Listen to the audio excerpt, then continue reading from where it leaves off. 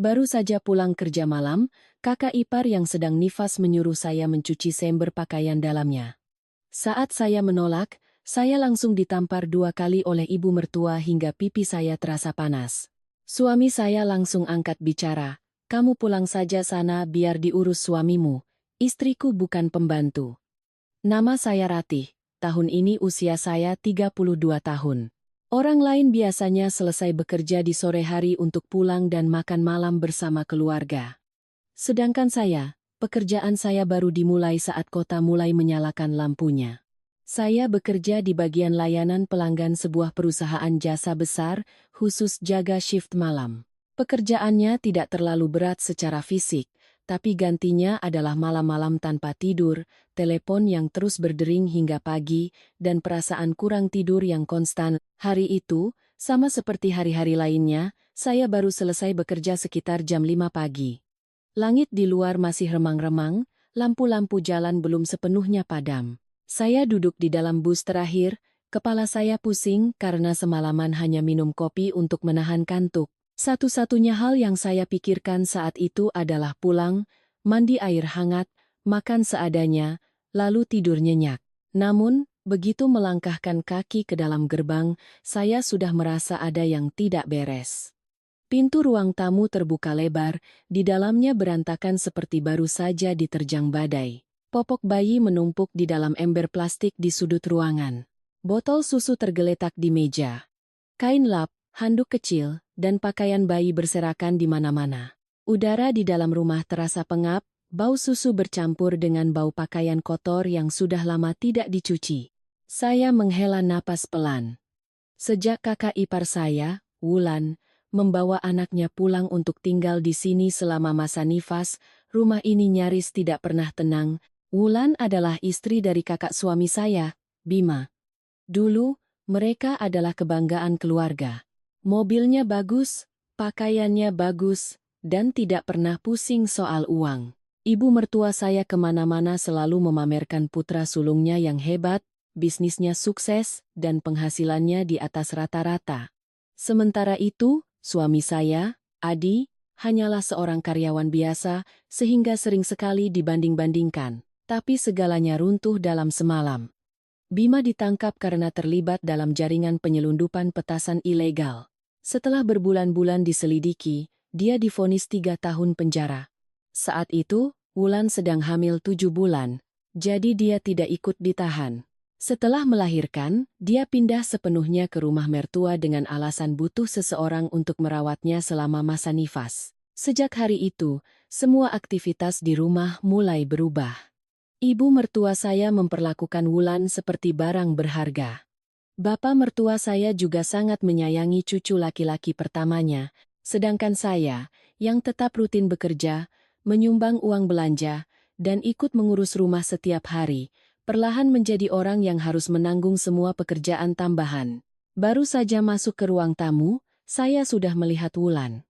Dia bersandar di sofa, mengenakan daster longgar, satu tangan memegang ponsel untuk berselancar di media sosial, tangan lainnya mengipas-ngipas. Di meja ada sisa minuman, dan di bawah kakinya ada sebuah ember plastik besar penuh dengan pakaian kotor. Belum sempat saya menyapa, dia sudah mengangkat kepalanya. "Sudah pulang?" Saya mengangguk. "Iya, Mbak." Wulan langsung menunjuk ember di bawah kakinya dengan dagunya. "Kalau begitu, tolong cucikan pakaian itu." Saya terdiam sejenak. Dia mengerutkan kening seolah saya baru saja menanyakan hal yang aneh. "Ember itu. Cuci pakai tangan ya. Pakaian orang nifas tidak boleh masuk mesin cuci." Saya melihat ke arah yang ditunjuknya. Di dalam ember itu ada tumpukan pakaian yang campur aduk. Selain kain lap dan pakaian bayi, ada juga banyak pakaian dalam wanita, kaos kaki, dan celana rumah. Beberapa di antaranya jelas sudah direndam sejak kemarin, mengeluarkan bau yang membuat saya tanpa sadar mengerutkan kening. Saya berdiri diam selama beberapa detik. Setelah semalaman tidak tidur, otak saya rasanya tidak berfungsi dengan normal. Saya benar-benar tidak menyangka, baru saja sampai di rumah sudah diberi tugas seperti ini. Saya mencoba menjaga suara saya selembut mungkin. "Mbak Wulan, saya baru pulang kerja malam, jadi agak lelah. Kalau pakaian biasa, nanti saya bisa masukkan ke mesin cuci. Tapi kalau pakaian dalam pribadi, mungkin Mbak bisa cuci sendiri. Begitu mendengar itu, raut wajah Wulan langsung berubah, dia membanting ponselnya ke meja. Maksudmu apa? Saya masih mencoba tenang. Saya tidak ada maksud apa-apa. Hanya saja, pakaian pribadi kan sebaiknya dicuci sendiri oleh pemiliknya. Wulan tertawa sinis. Kamu jadi menantu di rumah ini masa perhitungan sekali soal cuci-mencuci dengan kakak iparmu? Saya menatapnya, rasa kesal mulai muncul di dada. Jika hari ini saya setuju, besok akan ada hal lain, lusa akan ada hal lain lagi. Ada hal-hal yang jika tidak ditolak dari awal, orang akan menganggapnya sebagai kewajiban kita. Saya menjawab perlahan. Mbak kan kakak ipar saya, bukan ibu saya. Dan Mbak juga bukan orang yang tidak bisa mengurus diri sendiri. Begitu kalimat itu selesai, wajah Wulan langsung menggelap. Dia bangkit duduk. Maksudmu aku ini benalu? Aku ini baru melahirkan, kamu tidak lihat? Aku sedang nifas, harus pantang kena air, pantang kena dingin. Kamu yang masih muda dan sehat, bantu sedikit saja memangnya kenapa? Saya mengatupkan bibir, tidak langsung menjawab. Jika dia benar-benar selemah itu sampai tidak bisa menyentuh air, mungkin saya akan maklum. Tapi wanita di depan saya ini, setiap hari masih bisa duduk berjam-jam bermain ponsel, melakukan panggilan video dengan teman-temannya, memesan makanan, memesan kosmetik, dan bergosip. Hanya urusan mencuci pakaiannya sendiri saja yang tiba-tiba tidak bisa. Saya menatap ember penuh pakaian kotor itu, lalu menatap wajah Wulan yang angkuh. Untuk pertama kalinya setelah berbulan-bulan bersabar, saya sadar satu hal dengan sangat jelas, wanita ini tidak pernah menganggap saya sebagai adik ipar. Di matanya, saya hanyalah seseorang yang bisa disuruh-suruh.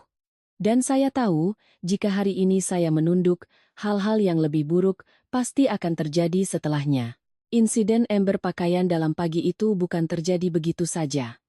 Jika hanya dilihat dari luar, orang akan berpikir Wulan sedang sensitif karena baru melahirkan, dan saya yang terlalu lelah menjadi mudah tersinggung.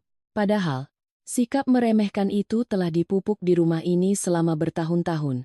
Dimulai sejak hari di mana kakak ipar saya, Bima, tiba-tiba menjadi kebanggaan terbesar bagi mertua saya. Saat saya baru menjadi menantu, keluarga suami saya masih tinggal di rumah tua 3 lantai di sebuah gang kecil. Keluarga mereka tidak miskin, tapi juga tidak berlebihan. Bapak mertua saya, Pak Santoso, sudah pensiun dan menghabiskan harinya dengan minum teh bersama teman-temannya. Ibu mertua saya, Bu Endang, berjualan kecil-kecilan di pasar, wataknya keras dan selalu ingin menang dalam bicara. Saat itu saya masih berpikir, asalkan saya sopan, rajin, dan tahu diri, mertua saya pasti akan menyayangi saya. Tapi saya salah. Di rumah itu, yang disayang bukanlah yang paling baik, melainkan yang menghasilkan uang paling banyak. Dan orang itu, di mata mertua saya, adalah Bima, putra sulung mereka. Bima 5 tahun lebih tua dari suami saya. Dulu dia juga hanya pedagang kecil, tidak ada yang tahu persis apa pekerjaannya. Tapi sekitar 2 tahun setelah saya menikah dengan Adi, Bima tiba-tiba menjadi sangat sukses. Pertama-tama dia membeli motor mahal, lalu mengganti ponselnya dengan yang terbaru, kemudian sering makan di restoran dan membawa pulang oleh-oleh mewah untuk orang tuanya. Setiap kali Bima pulang, wajah Bu Endang langsung berseri-seri, dan Pak Santoso akan duduk lebih tegak dengan suara yang lebih lantang. Suatu kali saat makan malam, Bima meletakkan setumpuk uang tebal di atas meja dan berkata dengan santai, "Bu, ambil ini untuk beli mesin cuci baru. Yang lama sudah kampungan." Bu Endang tertawa lebar, matanya menyipit. Memang anak sulung ibu ini. Punya uang, punya otak, tahu cara membahagiakan orang tua. Tidak seperti yang lain, cuma tahu berangkat pagi pulang malam untuk gaji yang pas-pasan. Kalimat itu tidak hanya diucapkannya untuk iseng. Beliau mengatakannya sambil melirik ke arah Adi. Sementara saya hanya bisa menunduk dan pura-pura tidak mendengar. Suami saya, Adi, bekerja sebagai teknisi di sebuah perusahaan elektronik. Dia tidak kaya, tapi rajin dan baik hati. Setiap bulan, dia selalu memberikan sebagian gajinya pada saya untuk membantu pengeluaran rumah. Dia tidak pandai menjilat, tidak suka pamer, apalagi menggunakan uang untuk mencari muka. Mungkin karena itulah, di mata mertua saya, dia selalu kalah dari kakaknya. Bu Endang pernah berkata terus terang di depan saya. Yang satu pintar cari uang, yang satu cuma bisa terima gaji bulanan. Sama-sama anak kandung tapi rezekinya beda. Saya mendengar kalimat itu dengan dada sesak. Saya menoleh ke arah Adi. Dia masih diam-diam makan, tapi tangannya yang memegang sendok berhenti cukup lama. Saya tahu dia sedih. Hanya saja dia tidak ingin membantah orang tuanya. Dan saya saat itu juga hanya bisa diam. Saya menghibur diri. Mungkin orang tua memang suka membanding-bandingkan. Jika saya ikut bicara, malah akan dianggap tidak sopan. Tapi justru keheningan itulah yang membuat mereka semakin menjadi-jadi. Tidak lama kemudian, mertua saya mengumumkan akan membelikan rumah baru khusus untuk Bima dan Wulan. Pak Santoso berkata dengan lantang saat makan malam, Bima itu bisnisnya besar, harus punya rumah sendiri yang pantas. Nanti kalau ada tamu atau rekan bisnis datang, kita juga ikut bangga. Bu Endang mengangguk setuju. Benar. Orang yang punya bakat bisnis itu harus didukung. Kalau terus tinggal di sini sempit-sempitan, nanti malah menghalangi rezekinya. Saya yang duduk di sana, hati saya tiba-tiba terasa dingin. Mertua saya mengumpulkan uang, bahkan meminjam dari kerabat, untuk membelikan rumah bagi Bima. Sementara kami, disuruh untuk tetap tinggal di rumah tua bersama mereka, ikut menanggung biaya makan, listrik, air, obat-obatan, dan semua keperluan lainnya. Ketika saya bertanya pada Adi apakah dia tidak merasa sedih, dia hanya tersenyum getir. Sudahlah, Dik. Mungkin orang tua berpikir Mas Bima butuh citra karena bisnisnya. Kita hidup sederhana saja tidak apa-apa. Saya kasihan pada suami saya karena kalimat itu. Seorang pria yang semakin mengalah, terkadang justru semakin diremehkan oleh keluarganya sendiri. Sejak punya rumah sendiri, Wulan semakin berubah. Di depan mertua, dia selalu bersikap dermawan. Sesekali membelikan ginseng, shell, atau minyak angin, tapi pada saya, dia selalu berbicara dengan nada setengah bercanda, setengah merendahkan. Suatu kali, melihat saya pulang kerja dengan pakaian kantor, dia menyeringai. Kamu rajin juga, ya. Tiap hari absen. Kalau aku sih, tidak cocok jadi pegawai. Disuruh-suruh orang, capek. Saya hanya tersenyum. Tapi dia belum berhenti. Dia sering pamer perhiasan, uang, rumah baru, bahkan sofa puluhan juta yang baru dipesannya. Kemanapun pergi, dia akan berkata bahwa nasibnya adalah menjadi nyonya bos, bukan tipe orang yang seumur hidup menunggu gaji lalu menghitung setiap rupiah untuk belanja. Kata-kata itu, meskipun terdengar asal, selalu seperti ditujukan pada kami. Yang aneh, Bima semakin sering pulang malam. Terkadang hampir jam 12 malam, saat saya turun ke dapur untuk minum, saya baru melihat mobilnya berhenti di depan gerbang. Tubuhnya berbau asap dan debu jalanan, serta bau aneh dari barang-barang yang tidak saya kenal. Jika Bu Endang bertanya, dia hanya menjawab singkat, ambil barang Bu. Pak Santoso juga tidak bertanya lebih lanjut, hanya tersenyum puas. Namanya juga bisnis besar, pasti sibuk. Laki-laki memang harus begitu baru bisa dapat uang. Sementara itu, Wulan sering sekali mengunci diri di kamar untuk menghitung uang. Suatu kali saya mengantarkan buah ke kamarnya, pintunya sedikit terbuka. Saya melihatnya duduk di tepi ranjang, di depannya ada beberapa tumpuk uang yang diikat karet dan sebuah buku catatan tebal. Melihat saya, dia langsung menutup bukunya, membanting laci, dan berkata dengan dingin, lain kali kalau mau masuk kamar orang, ketuk pintu dulu. Saya buru-buru minta maaf, tapi di dalam hati mulai merasa tidak tenang. Saat itu saya belum tahu dari mana uang-uang itu berasal. Saya hanya tahu mertua saya sama sekali tidak curiga. Bagi mereka, uang adalah bukti kehebatan. Semakin sering Bima pulang malam, mereka semakin bangga. Semakin Wulan bersikap angkuh, mereka semakin menganggap itu adalah aura orang kaya. Sementara kami, yang hidup jujur dari gaji yang halal, justru dianggap sebagai pecundang di rumah kami sendiri. Karena itulah, ember pakaian dalam pagi itu bukan hanya sekadar ember. Itu adalah puncak dari sikap pilih kasih selama bertahun-tahun, dari perlakuan meremehkan, dan dari pembiaran keluarga suami yang membiarkan Wulan merasa lebih tinggi dari orang lain, hanya karena dia pernah punya uang. Saat itu saya belum tahu, di balik kekayaan yang pernah mereka banggakan itu, ada sebuah lubang hitam yang jika sekali jatuh, seluruh keluarga ini tidak akan bisa kembali lagi. Segalanya benar-benar terungkap pada suatu malam menjelang Lebaran. Saat itu, udara sudah mulai terasa dingin. Semua orang sibuk berbelanja. Sementara di rumah mertua saya, mereka masih asyik membahas bagaimana cara memamerkan kesuksesan Bima kepada kerabat saat hari raya nanti. Bu Endang bahkan berkata pada saya, tahun ini sepertinya kita harus potong kambing yang besar. Bima kan sudah punya nama, tamu yang datang ke rumah juga harus disambut dengan layak. Sekitar jam 10 malam itu, telepon Pak Santoso berdering terus-menerus. Awalnya beliau masih menggerutu, mengira ada yang salah sambung. Tapi hanya beberapa detik setelah menjawab, raut wajahnya berubah total.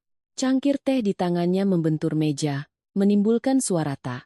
Bu Endang yang sedang duduk di dekatnya bertanya, "Ada apa, Pak? Kenapa wajahmu pucat begitu?" Pak Santoso tidak langsung menjawab, hanya tergagap. Bima. Bima ditahan. Satu rumah seolah membeku. Saya yang berdiri di ambang pintu dapur, tangan saya masih memegang lap, jantung saya tiba-tiba berdebar kencang. Bu Endang berlari dan merebut telepon dari tangan suaminya, tapi sambungan sudah terputus. Beliau panik menelepon Bima kembali. Panggilan pertama tidak diangkat. Kedua tidak diangkat. Sampai yang kelima, nomornya sudah tidak aktif. Beliau gemetar. Tidak mungkin. Bima itu bisnisnya jujur. Siapa yang berani menahannya? Menjelang tengah malam, seorang kenalan Pak Santoso datang dengan motor. Dia memberitahu bahwa truk barang milik Bima digeledah di perbatasan kota. Di luar, truk itu terdaftar mengangkut kue kering dan hiasan lebaran. Tapi saat dibuka, di dalamnya ada banyak sekali petasan ilegal yang disamarkan dengan rapi. Dan orang yang bertanggung jawab atas pengiriman itu, yang menandatangani surat jalan, adalah Bima. Mendengar itu, Bu Endang langsung terkulai lemas di kursi. Tidak. Pasti dia dijebak. Anakku tidak akan pernah melakukan hal itu. Pak Santoso duduk termenung, matanya memerah. Pria yang tadinya sering menepuk dada memamerkan putra sulungnya sebagai pengusaha muda yang meremehkan gaji halal Adi, kini hanya bisa diam seolah tercekat. Saya menoleh ke arah suami saya. Adi berdiri di dekat pintu, wajahnya tegang tapi tidak bicara. Mungkin hatinya juga sakit, meskipun sering dibanding-bandingkan dan diremehkan, Bima tetaplah kakak kandungnya. Kabar penangkapan Bima menyebar lebih cepat dari yang kami duga. Keesokan paginya, para tetangga sudah berkumpul di depan gang. Ada yang pura-pura lewat hanya untuk melirik ke dalam rumah. Ada yang berbisik, tapi sengaja cukup keras agar terdengar, "Kaya mendadak ya, harus dilihat dulu uangnya dari mana." Bu Endang yang mendengarnya langsung membanting gerbang, lalu masuk ke dalam rumah sambil mengumpat. "Dasar orang-orang jahat.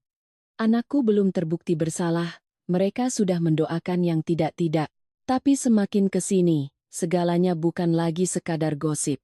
Dari hasil penyelidikan, terungkap bahwa ini bukan yang pertama kalinya.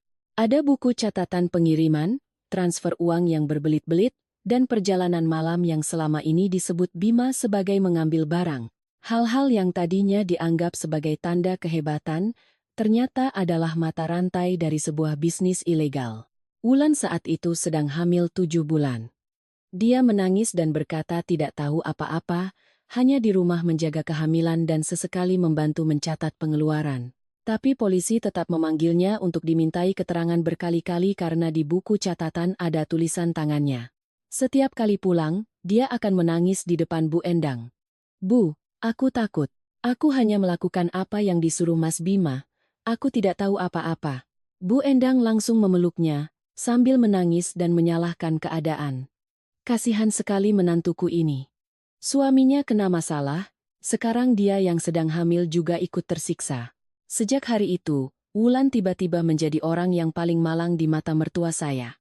Tidak ada lagi yang membahas saat-saat di mana dia menghitung uang, saat-saat di mana dia mengunci diri di kamar untuk mencatat, atau saat-saat di mana dia dengan angkuh merendahkan saya. Beberapa bulan kemudian, Bima divonis 3 tahun penjara. Saat mendengar putusan itu, Bu Endang menangis hingga pingsan.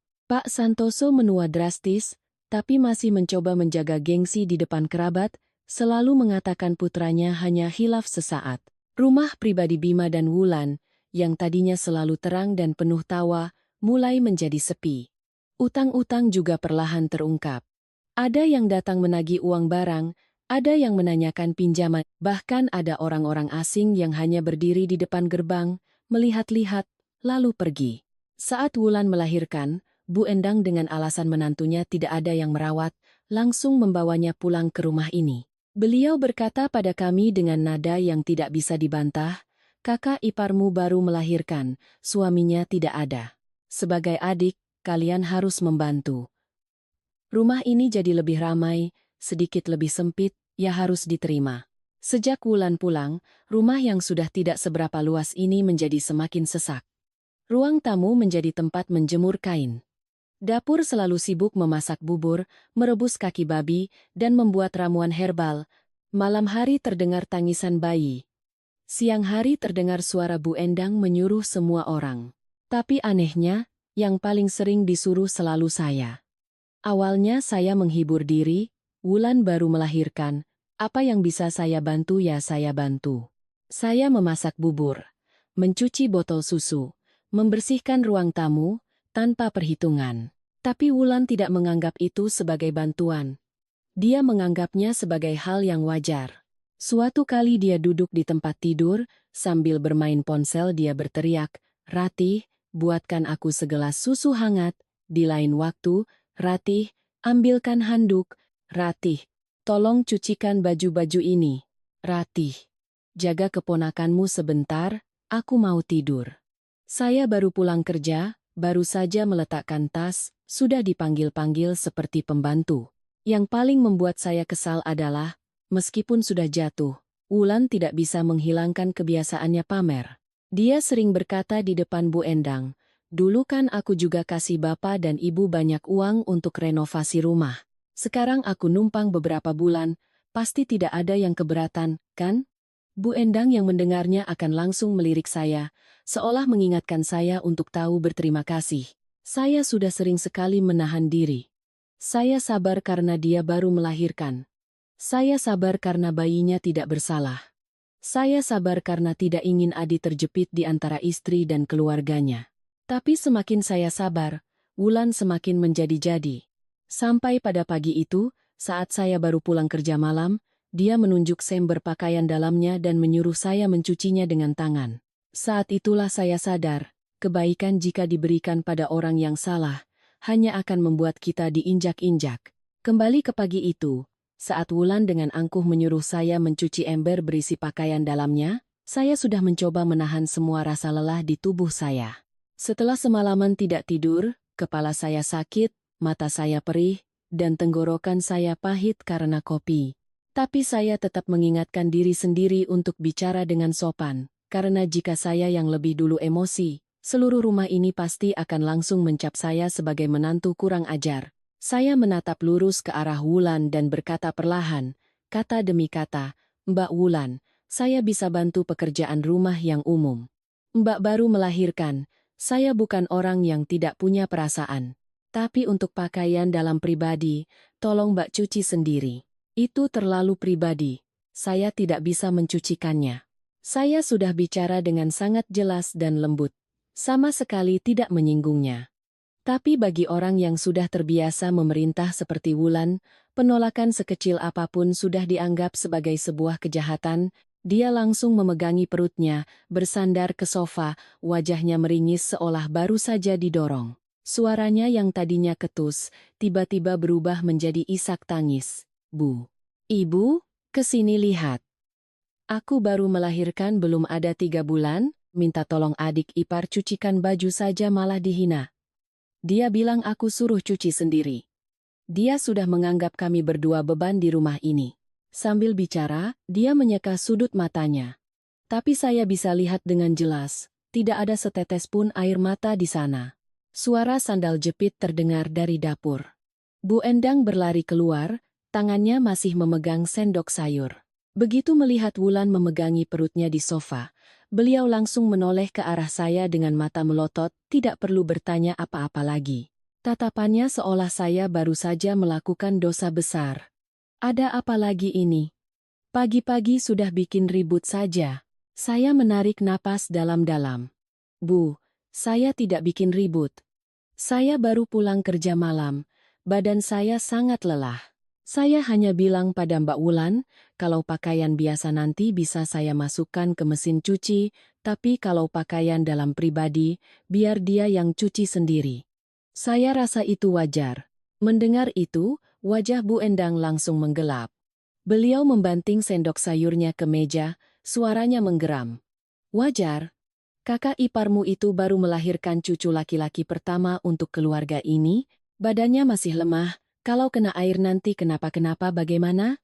Dia minta tolong kamu cuci beberapa potong pakaian saja, kamu sudah mengeluh, seperti disuruh angkat batu. Kamu ini jadi menantu bagaimana caranya? Saya menatapnya. Hati saya dingin. Lagi-lagi kalimat cucu laki-laki pertama. Sejak Wulan melahirkan, 3 kata itu seolah menjadi kartu sakti di rumah ini. Dia boleh meminta apa saja, menyuruh siapa saja, dan bersikap semaunya. Karena dia telah memberikan seorang cucu laki-laki untuk keluarga mereka. Sementara saya, meskipun bekerja siang malam, ikut menanggung biaya hidup, dan mengurus rumah, tetaplah hanya menantu bungsu yang bisa disuruh-suruh kapan saja. Saya mencoba menjaga suara saya tetap tenang, tapi kata-kata yang keluar tidak lagi selembut tadi. Bu, saya menghormati Mbak Wulan karena baru melahirkan, makanya selama ini saya ikut membantu pekerjaan rumah. Saya memasak bubur, mencuci botol susu, membersihkan ruang tamu. Saat beliau tidur, saya tidak pernah mengeluh. Tapi melahirkan bukan berarti beliau berhak menghina dan memerintah saya seperti pembantu. Saya juga bekerja mencari uang, ikut menafkahi keluarga ini. Saya tidak numpang makan di sini, sampai harus dipermalukan seperti ini. Begitu kalimat terakhir itu selesai, suasana di ruang tamu membeku. Wulan yang tadinya bersandar di sofa, membuka sedikit matanya menatap saya, sudut bibirnya sedikit terangkat. Itu bukan tatapan orang yang tersakiti. Itu adalah tatapan seseorang yang sedang menunggu sebuah pertarungan pecah, persis seperti yang diinginkannya. Bu Endang benar-benar murka. Beliau berlari ke arah saya begitu cepat hingga saya tidak sempat menghindar. Plak. Sebuah tamparan mendarat telak di pipi kiri saya. Wajah saya terdorong ke samping, telinga saya berdengung, pandangan saya gelap selama beberapa detik. Saya memegangi pipi saya. Belum sempat berkata apa-apa. Tamparan kedua datang. Plak. Pipi kanan saya terasa panas seperti disabet api. Bu Endang menunjuk lurus ke wajah saya, suaranya bergetar karena marah. Menantu kurang ajar. Baru dinasihati sedikit sudah membantah. Kamu pikir kamu sudah bisa cari uang sedikit lalu bisa seenaknya di rumah ini? Aku beritahu kamu. Ya, sekali masuk ke keluarga ini, kamu harus ikut aturan keluarga ini. Jangan bawa kebiasaan dari luar ke sini untuk mengajari orang tua. Saya berdiri terpaku di tengah ruang tamu. Kedua pipi saya panas, tenggorokan saya tercekat. Bukan hanya karena sakit. Rasa sakit di wajah mungkin beberapa hari akan hilang, tapi perasaan ditampar di depan orang lain, dianggap tidak punya harga diri, itu menusuk lurus ke hati saya. Saya menatap Bu Endang, lalu menatap Wulan. Dia sudah duduk tegak, satu tangannya mengelus perutnya, bibirnya terkatup rapat tapi matanya memancarkan kepuasan yang tidak bisa disembunyikan. Tepat pada saat itu, Pak Santoso masuk dari halaman. Mungkin beliau sudah mendengar keributan dari tadi. Saya sempat berpikir, setidaknya beliau akan bertanya apa yang terjadi atau menenangkan Bu Endang. Tapi tidak. Beliau hanya melirik saya sekilas, lalu melihat ember pakaian di lantai, suaranya dingin. Cuma urusan cuci-mencuci saja kok sampai ribut. Jadi perempuan di rumah itu harus bisa sabar. Jangan sedikit-sedikit membantah. Nanti hilang sopan santunnya. Satu kalimat itu seperti menyiramkan sember air es lagi ke hati saya. Di mata mereka, saya ditampar itu tidak penting. Saya baru pulang kerja malam dan kelelahan itu tidak penting. Saya dipaksa mencuci pakaian dalam orang lain juga tidak penting. Satu-satunya yang penting bagi mereka adalah apakah saya akan menunduk patuh atau tidak. Saya menggigit bibir, mencoba menahan air mata. Saya tidak mau menangis di depan Wulan. Saya tidak mau dia melihat saya lemah. Tapi kedua tangan saya sudah gemetar karena marah dan sedih. Saya berdiri di tengah ruang tamu, berhadapan dengan ibu mertua, bapak mertua, dan kakak ipar. Untuk pertama kalinya saya merasa rumah ini bukan lagi tempat yang bisa saya tinggali. Dan tepat saat saya pikir saya benar-benar sendirian, pintu kamar di dalam terbuka. Adi berdiri di ambang pintu. Rambutnya masih acak-acakan, wajahnya gelap. Mungkin suara dua tamparan tadi telah membangunkannya. Matanya menyapu ember pakaian itu, melihat wajah puas Wulan, lalu berhenti pada kedua pipi saya yang memerah. Pada saat itu, saya melihat tangannya terkepal, tanpa perlu penjelasan. Sepertinya dia sudah mengerti. Adi berdiri di ambang pintu kamar, tubuhnya membeku. Dia melihat kedua pipi saya yang memerah, lalu melihat ke bawah ke ember pakaian dalam di lantai. Tatapannya yang biasanya lembut, tiba-tiba menjadi sangat dingin. Saya belum pernah melihat suami saya menatap ibunya sendiri dengan tatapan seperti itu. Tidak ada amarah yang meledak-ledak, tidak ada bentakan, tapi dingin di matanya saat itu lebih menakutkan daripada teriakan manapun. Dia berjalan selangkah demi selangkah ke ruang tamu, suaranya berat. Siapa yang menampar istri saya? Seluruh ruangan hening selama beberapa detik. Bu Endang, yang masih dipenuhi amarah, semakin tersulut. Beliau berkacak pinggang dan menjawab seketika, "Ibu yang tampar. Istrimu itu kurang ajar, tidak mau menolong kakak iparnya yang sedang nifas. Ibu yang mendidiknya. Apa salah?" Adi menatap ibunya lama sekali. Dia tidak menunduk, juga tidak buru-buru meminta maaf atas nama saya seperti biasanya. Lalu dia berjalan lurus dan berdiri di depan saya, seolah menjadi perisai. Seolah selama dia di sana, tidak ada yang boleh menyentuh saya lagi. Suaranya terdengar jelas di seluruh ruangan. Ibu mendidik menantu dengan cara memukul. Istri saya baru pulang kerja malam. Ibu tidak bertanya apa dia lelah, apa dia sudah makan, tapi malah menyuruhnya mencuci pakaian dalam orang lain. Apa ibu pikir itu benar? Bu Endang tertegun sejenak. Mungkin karena tidak menyangka putra bungsunya yang selama ini pendiam dan penurut, berani menanyainya di depan semua orang. Tapi dengan cepat beliau kembali angkuh, beliau menunjuk Adi, suaranya melengking. "Kamu bicara dengan nada seperti itu pada ibumu? Sejak menikah, kamu jadi semakin kurang ajar. Kakak iparmu itu baru melahirkan, dia minta tolong sedikit, ya istrimu harusnya membantu. Keluarga ini tidak butuh menantu yang egois." Wulan langsung menimpali di saat yang tepat. Dia memeluk anaknya di sofa, suaranya dibuat-buat sedih seolah akan menangis. "Adi, Mbak tidak menyangka kamu akan berpikir seperti itu tentang Mbak. Mbak baru melahirkan, badan masih lemah, setiap malam begadang jaga anak. Mbak hanya minta tolong Ratih cucikan beberapa potong pakaian, tapi dia bersikap seolah Mbak menyiksanya. Mbak tahu, keluarga Mbak sekarang sedang susah, suami Mbak tidak ada, jadi semua orang meremehkan Mbak." Kalimat terakhir Wulan terdengar begitu menyedihkan sekaligus tajam. Jika orang luar yang mendengar, mungkin akan benar-benar mengira saya telah menindas seorang wanita yang sedang nifas. Tapi Adi bukan lagi pria pendiam yang dulu. Dia menoleh ke arah Wulan, suaranya tajam. "Mbak tidak usah berakting lagi. Kalau Mbak benar-benar lemah, kami tidak akan segan membantu. Tapi membantu itu beda dengan diperintah. Mencuci pakaian dalam bak bukan tugas istri saya." Wajah Wulan pucat. Dia mungkin tidak menyangka Adi akan bicara seterus terang itu. Selama ini, di mata keluarga suami, Adi selalu menjadi anak bungsu yang baik hati dan sabar. Karena itulah mereka pikir dia akan selamanya menunduk demi menjaga keharmonisan. Tapi seseorang bisa saja sabar diremehkan, tapi tidak akan bisa selamanya sabar melihat istrinya dipukul di depan matanya. Bu Endang langsung berteriak, Kamu membela istrimu sampai sejauh ini? Kamu masih menganggap ibu ini ibumu atau tidak?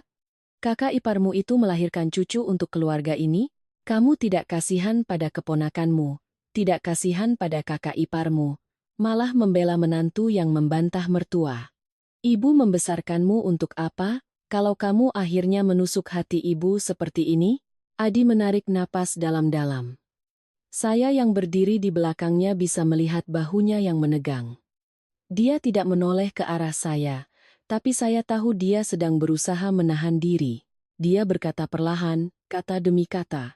Saya sayang pada keponakan saya, tapi sayang pada keponakan bukan berarti menjadikan istri saya sebagai pembantu. Dia punya suami, biar suaminya yang mengurus. Suaminya tidak bisa mengurus karena sedang di penjara, itu bukan salah istri saya. Seluruh ruang tamu membeku. 3 kata sedang di penjara seperti pisau yang mengoyak harga diri tipis yang selama ini mereka coba pertahankan. Bu Endang terpaku, bibirnya bergerak-gerak tak bisa bicara. Pak Santoso mengerutkan kening, urat di pelipisnya menonjol. Dan Wulan memeluk erat bayinya, wajahnya pucat pasi seolah baru saja ditelanjangi di depan umum. Sejak Bima ditangkap, tidak ada seorang pun di rumah ini yang berani menyebutnya secara langsung. Bu Endang selalu bilang pada tetangga bahwa putra sulungnya sedang pergi jauh urusan bisnis. Pak Santoso melarang semua orang membahasnya. Seolah dengan tidak menyebut kebenaran, kebenaran itu akan hilang. Tapi hari ini, justru Adi yang mengatakannya di depan semua orang. Wulan berkata dengan suara gemetar, "Adi, kamu tega bicara seperti itu?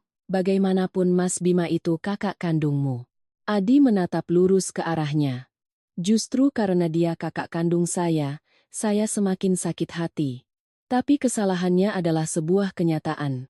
Dan kamu, Mbak, kalau kamu benar-benar sayang pada anakmu, hiduplah yang benar. Jangan memakai alasan nifas untuk menindas orang lain. Bu Endang marah hingga gemetar. Beliau menunjuk saya, lalu menunjuk Adi. Bagus, hebat kalian berdua. Baru menikah beberapa tahun sudah berani mengajari seisi rumah. Aku tanya kamu, kalau bukan karena bapak dan ibu memberikan tempat tinggal di rumah ini, kalian mau tinggal di mana? Adi tertawa sinis. Tawa yang lebih menyakitkan daripada mengejek. Rumah ini, setiap bulan saya tetap ikut membayar biaya hidup. Listrik, air, obat-obatan bapak, uang belanja ibu, apa ada bulan di mana kami tidak memberi? Bapak dan ibu membelikan rumah untuk Mas Bima, sementara saya tetap di sini merawat bapak dan ibu, saya tidak pernah mengeluh. Tapi jika tinggal di sini artinya istri saya harus dipukul, disuruh mencuci pakaian dalam orang lain, maka kami tidak butuh tempat tinggal ini lagi. Mendengar itu, tenggorokan saya tercekat. Selama bertahun-tahun, saya tahu Adi sedih karena dibanding-bandingkan. Tapi ini pertama kalinya dia mengungkapkan kekecewaannya di depan orang tuanya. Wulan masih mencoba mencari simpati. Dia menarik selimut menutupi tubuhnya, berpura-pura lemah. Sudah. Kalau kalian berdua memang sebenci itu pada kami, biar kami yang pergi, biar aku bawa anakku pergi dari sini agar tidak mengganggu mata kalian. Dia bicara begitu, tapi sama sekali tidak bergerak. Matanya melirik ke arah Bu Endang, menunggu dibela. Bu Endang langsung merasa kasihan. Kamu sedang nifas. Mau pergi kemana? Ini rumahmu. Tidak ada yang berhak mengusirmu. Tapi Adi kali ini tidak mau mengalah. Dia menunjuk ember pakaian di lantai, suaranya dingin hingga membuat saya pun bergidik. Di rumah ini tidak ada yang mengusirmu karena kamu sedang nifas. Tapi kalau kamu masih menganggap istriku sebagai pembantu, masih menggunakan air mata untuk menuduh orang lain, kamu pulang saja ke rumahmu sendiri. Kamu pulang saja sana biar diurus suamimu. Istriku bukan pembantu. Kalimat itu jatuh di tengah ruang tamu seperti petir. Wulan terdiam. Bu Endang membuka mulutnya hendak memaki, tapi tidak menemukan kata-kata. Pak Santoso memukul meja, tapi Adi tetap berdiri tegak tanpa mundur selangkah pun. Saya berdiri di belakang suami saya, air mata akhirnya tumpah. Bukan karena saya lemah atau sedih lagi, melainkan karena untuk pertama kalinya di rumah ini, ada seseorang yang dengan tegas memilih untuk berdiri di pihak saya. Setelah kalimat Adi, Ruang tamu menjadi begitu sunyi hingga saya bisa mendengar detak jam dinding. Bu Endang marah hingga gemetar, tapi mungkin karena tertohok, beliau tidak bisa langsung membalas. Wulan duduk di sofa, wajahnya pucat. Sementara Pak Santoso menatap Adi dengan pandangan marah sekaligus tak berdaya, seolah tidak percaya putra bungsunya yang selama ini pendiam berani menentangnya. Setelah itu, tidak ada lagi percakapan yang baik. Bu Endang menggendong cucunya dan masuk ke kamar, sengaja membanting pintu. Pak Santoso pergi ke halaman, merokok terus-menerus, padahal di depannya masih ada papan dilarang merokok yang pernah dia suruh saya pasang. Wulan menangis sebentar, lalu juga masuk ke kamarnya. Rumah yang tadinya riuh, tiba-tiba menjadi sangat berat. Adi menarik tangan saya masuk ke kamar kami. Dia menutup pintu, menguncinya, lalu menoleh ke arah saya. Kedua pipi saya masih terasa panas, tapi di dalam hati saya ada perasaan aneh. Campur aduk antara sedih, sakit, dan bersyukur. Adi mengambil handuk dingin dan mengompres wajah saya, gerakannya canggung tapi sangat hati-hati. Dia berbisik, "Masih sakit?" Satu pertanyaan itu saja sudah cukup untuk membuat air mata saya kembali mengalir. Saya menggeleng, tapi tenggorokan saya tercekat. Adi duduk di samping saya. Suaranya merendah. "Mulai hari ini, kamu tidak perlu sabar lagi. Pekerjaan rumah kita kerjakan sebatasnya. Tapi kalau ada yang mau menjadikanmu pembantu, Mas tidak akan terima." Saya menatap suami saya. Di matanya masih ada sisa amarah. Bertahun-tahun dia selalu memilih diam demi menjaga keharmonisan. Tapi mungkin 2 tamparan dari ibunya untuk saya telah menghancurkan sisa kesabarannya. Sepanjang hari itu, tidak ada yang memanggil saya untuk makan. Bu Endang sengaja memasak bubur kaki babi yang harum untuk Wulan, sementara nasi di meja dibiarkan dingin. Saya juga tidak turun. Adi keluar membelikan saya semangkuk bubur panas dan salep pereda memar. Saat masuk ke kamar, dia hanya berkata, "Makanlah, jangan biarkan orang yang tidak menyayangimu membuatmu kelaparan." Saya memegang mangkuk bubur itu, hati saya tersentuh. Di rumah yang penuh dengan kerabat suaminya ini, ternyata hanya dia yang benar-benar menganggap saya sebagai keluarga. Malam harinya, suasana semakin sesak. Dari kamar sebelah sesekali terdengar tangisan bayi, suara Bu Endang menenangkan cucunya, dan suara Wulan yang mengeluh lelah. Adi berbaring di samping saya, tapi terus gelisah. Saya tahu dia sedang banyak berpikir. Di satu sisi ada orang tua kandungnya, di sisi lain ada istrinya. Tidak semua pria punya keberanian untuk mengambil posisi yang sulit. Saya dengan lembut meletakkan tangan saya di atas tangannya. "Aku tidak mau, Mas, jadi sulit." Adi menoleh ke arah saya. "Yang membuatmu dipukul yang seharusnya merasa sulit, bukan kamu." Menjelang tengah malam, saya terbangun karena haus. Adi sudah terlelap setelah hari yang menegangkan. Saya turun dari tempat tidur dengan pelan. Seluruh rumah gelap, hanya ada lampu kecil yang menyala dari kamar mertua saya. Saya hendak langsung ke dapur, tapi saat melewati pintu kamar mereka yang sedikit terbuka, saya samar-samar mendengar suara Bu Endang berbisik. "Bapak harus bicara padanya. Tidak bisa dibiarkan Adi bersikap keras seperti hari ini. Kalau dia sampai membawa istrinya pindah, habislah kita." Saya berhenti. Dari dalam, Pak Santoso menjawab dengan suara rendah. "Saya tahu. Tapi sekarang dia sedang marah. Salah bicara malah akan memperburuk keadaan." Bu Endang mendesak. "Apapun yang terjadi, Wulan harus tetap di rumah ini.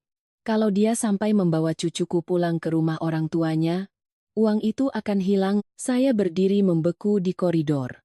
Awalnya saya pikir saya salah dengar. Uang apa? Bukankah sejak Bima ditangkap, keluarga suami selalu mengeluh soal utang dan kesulitan keuangan? Bukankah Bu Endang pernah bercerita pada kerabat bahwa Bima bangkrut dan hanya menyisakan Wulan dan anaknya yang terlantar? Dari dalam kamar, Bu Endang melanjutkan, suaranya semakin tegang.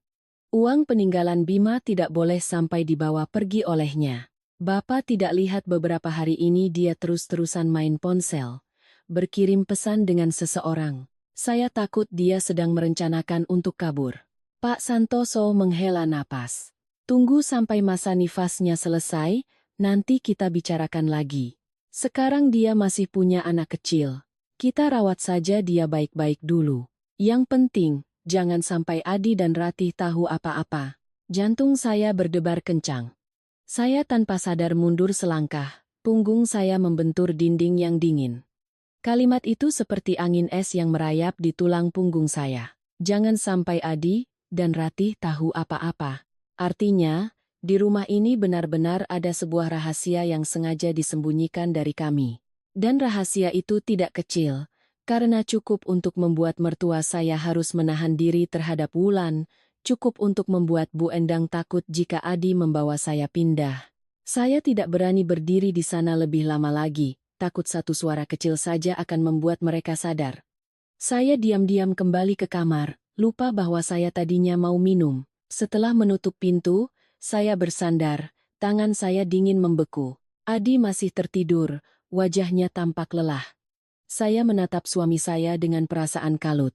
Selama ini, seluruh keluarga selalu bilang Bima gagal total, meninggalkan utang, dan Wulan adalah korban yang malang.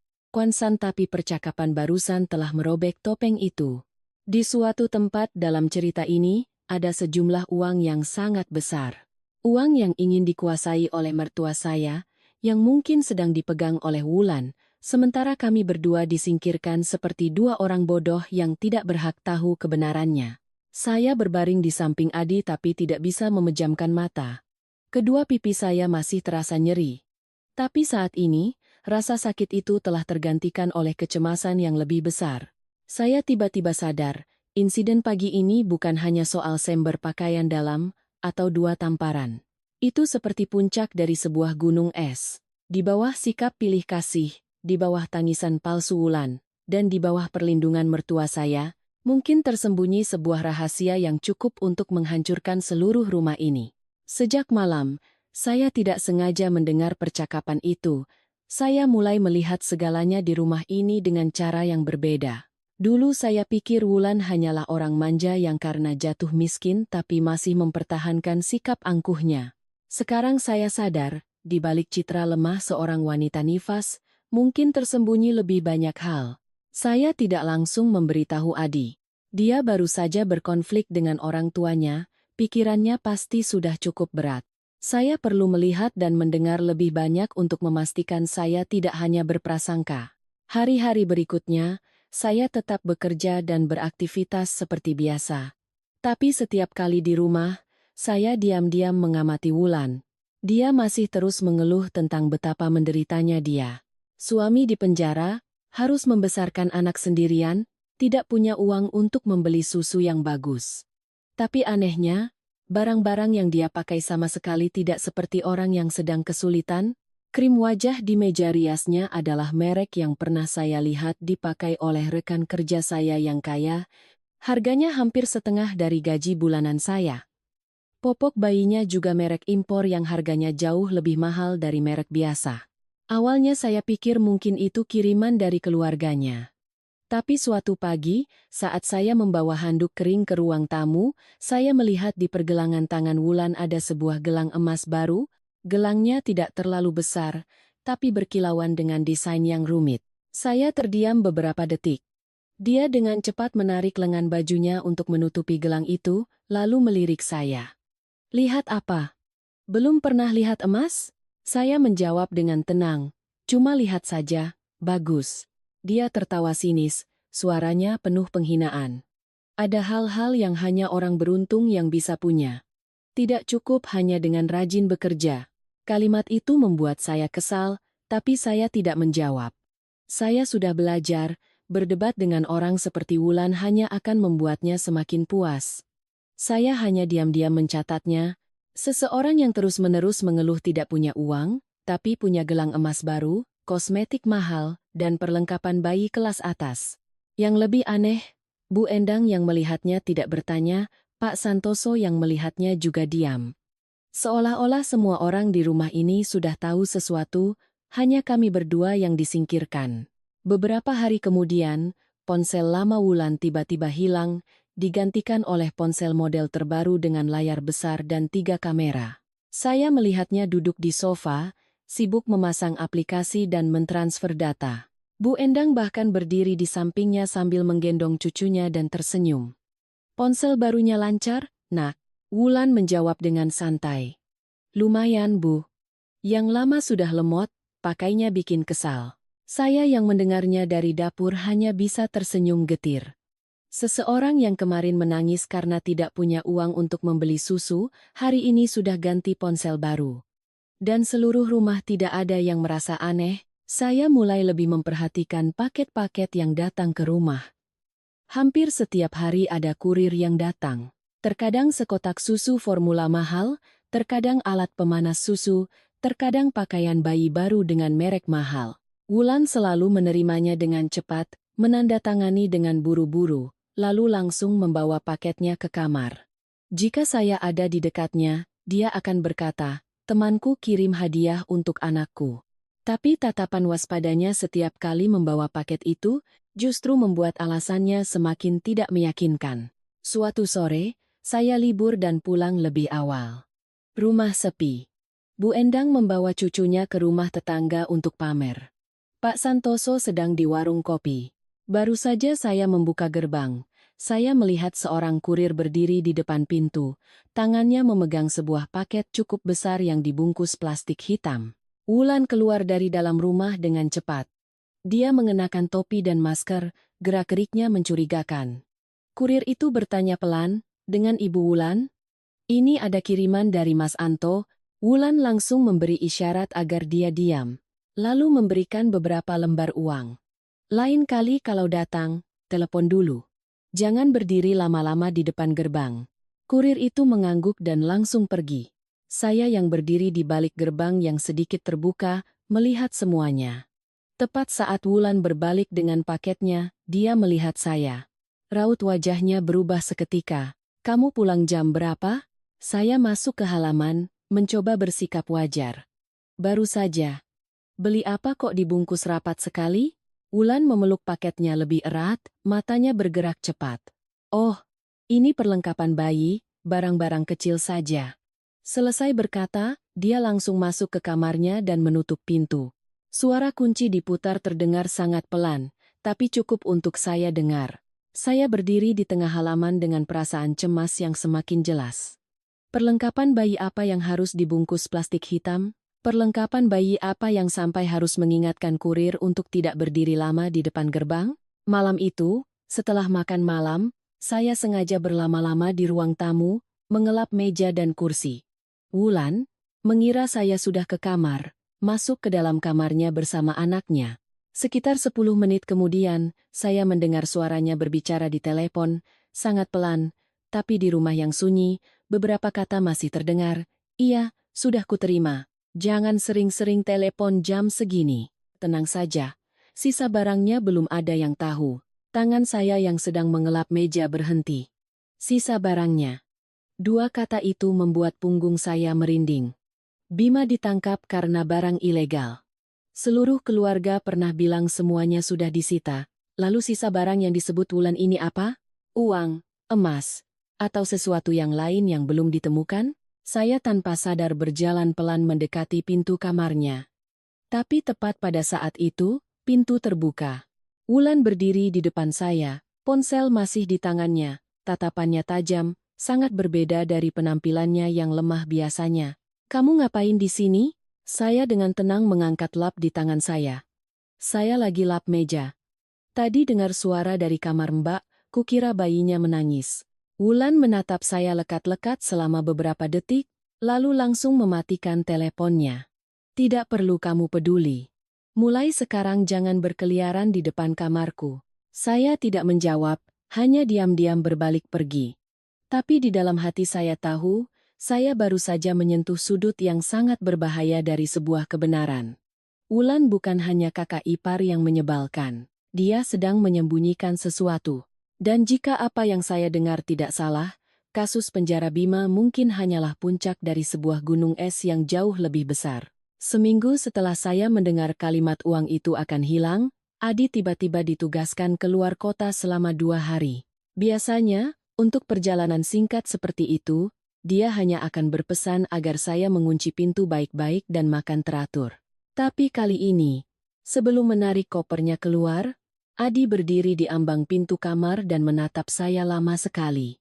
Dia berbisik, "Mas tidak tenang meninggalkanmu sendirian di rumah saat ini." Saya mencoba tersenyum agar dia tidak khawatir.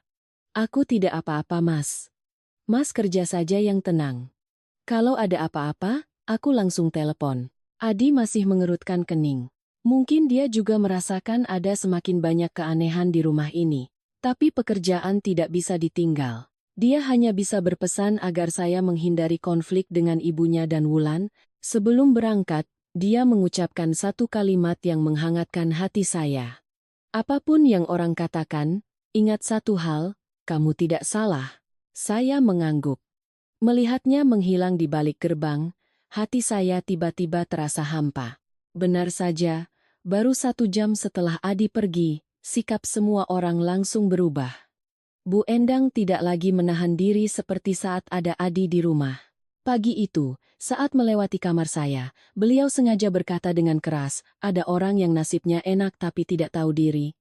Diberi tumpangan, diberi makan, tapi mukanya masam terus." Saya yang sedang melipat pakaian, mendengar setiap katanya tapi tidak menjawab. Saya tahu beliau sedang memancing emosi saya. Jika saya membantah, beliau akan punya alasan untuk menelepon Adi dan mengadukan istrinya. Wulan semakin menunjukkan sifat aslinya. Dia tahu Adi tidak ada. Jadi dia tidak perlu lagi berpura-pura lemah di depan saya. Siang itu, dia membawa anaknya ke ruang tamu, sengaja meletakkan botol susu kotor di atas meja, lalu berkata, "Ratih, tolong cucikan botol-botol ini. Tanganku sakit." Saya menatap tangannya yang baru saja lincah bermain ponsel, lalu menjawab dengan tenang, "Botol susu anak Mbak, silakan cuci sendiri. Saya mau bersiap-siap berangkat kerja." Wulan menyeringai. Baru dibela suami sekali sudah merasa jadi ratu. "Ya?" Saya tidak menjawab. Semakin hari saya semakin yakin dia sedang mencoba mendorong saya agar pergi dari rumah ini. Jika saya pindah, maka di rumah ini hanya akan tersisa mertua saya dan dia. Rahasia di balik uang itu akan semakin mudah ditutupi. Sore harinya, Bu Endang mulai menekan dengan lebih jelas. Beliau meletakkan setumpuk dokumen lama di meja makan, lalu berkata seolah-olah tanpa sengaja, "Rumah kalau terlalu ramai juga tidak nyaman. Kalian berdua kan masih muda, masih kuat. Sewa rumah di luar juga tidak apa-apa. Di sini kan ada kakak iparmu dan anaknya, butuh ketenangan." Saya menatapnya, hati saya dingin. Rumah ini selama ini kami ikut menanggung biayanya, ikut merawat orang tua. Tapi sekarang, hanya karena Wulan pulang, saya yang menjadi orang asing. Saya bertanya balik, "Maksud ibu ingin kami pindah?" Bu Endang tidak menatap saya, hanya merapikan kertas-kertas di meja. "Ibu tidak mengusir. Ibu hanya bilang, kalau tahu diri, ya diatur saja sendiri. Perempuan yang pintar itu harus tahu kapan harus menghindar agar rumah tangga tetap damai." Saya tersenyum getir. Ternyata setelah gagal dengan 2 tamparan, mereka beralih ke cara mengusir secara halus. Tapi malam itu, segalanya tiba-tiba berbelok ke arah yang lain. Sekitar jam 8 malam, saat saya sedang bersiap-siap untuk berangkat kerja shift malam, di luar gerbang terdengar suara mobil berhenti, bukan suara motor tetangga, bukan juga suara kurir langganan. Pintu diketuk dengan tegas. Pak Santoso yang membuka. Saya yang berdiri di tangga, melihat 2 orang berseragam masuk, didampingi oleh ketua RT. Suasana di rumah langsung membeku. Bu Endang yang sedang menggendong cucunya terdiam. Wulan keluar dari kamarnya, begitu melihat mereka, wajahnya langsung pucat. Salah satu dari mereka bertanya dengan sangat tenang, "Apakah Ibu Wulan ada di rumah?" Wulan memegangi bajunya dan menjawab lirih, Saya." "Ada apa?" "Ya, Pak." Orang itu membuka buku catatannya dan bertanya beberapa pertanyaan singkat. "Akhir-akhir ini apakah Ibu ada berkomunikasi dengan seseorang bernama Anto? Apakah ada menerima paket dari orang ini? Setelah suami Ibu di penjara, apakah ada orang lain yang mengirimkan barang atau uang untuk Ibu?" Setiap pertanyaan seperti batu yang dilemparkan ke permukaan danau yang tadinya tenang. Wulan tergagap, tidak tahu. Tidak ingat, hanya teman-teman yang mengirim hadiah untuk anak saya. Petugas itu tidak meninggikan suaranya, juga tidak menyimpulkan apa-apa. Mereka hanya mencatat jawabannya, lalu berpesan, jika nanti kami panggil untuk dimintai keterangan, mohon ibu kooperatif. Ada beberapa informasi terkait kasus lama suami ibu yang sedang kami tinjau kembali. Selesai berkata, mereka pergi. Begitu gerbang ditutup, Wulan nyaris ambruk di kursi. Bayi di gendongan Bu Endang menangis keras. Tapi untuk pertama kalinya, saya melihat Bu Endang tidak lagi punya ketenangan untuk menenangkan cucunya. Beliau menatap Wulan. Suaranya bergetar. Kenapa mereka menanyakan soal Anto? Bukannya kamu bilang semuanya sudah beres? Wulan menutupi wajahnya dan menangis. Aku tidak tahu. Aku benar-benar tidak tahu. Pasti ada yang buka mulut lagi. Bu, kalau mereka sampai tahu, aku bisa mati. Saya berdiri terpaku di tangga. Anto. Paket. Sisa barang. Potongan-potongan teka-teki di kepala saya tiba-tiba mulai menyatu. Tepat pada saat itu, Bu Endang mengangkat kepalanya dan melihat saya. Beliau tidak membentak, tidak memaki, tidak menggunakan nada angkuhnya. Sebaliknya, beliau meletakkan cucunya di ayunan, lalu berlari menaiki tangga. Saya pikir beliau akan menyeret saya untuk membungkam saya. Tapi tidak. Beliau masuk ke kamar saya, menutup pintu, matanya merah, dan dalam keterkejutan saya, beliau memegang tangan saya dengan sangat erat. Ratih. Suaranya serak, kamu jangan pergi dari rumah ini sekarang. Ibu mohon padamu. Saya tertegun. Ini pertama kalinya sejak saya menjadi menantu.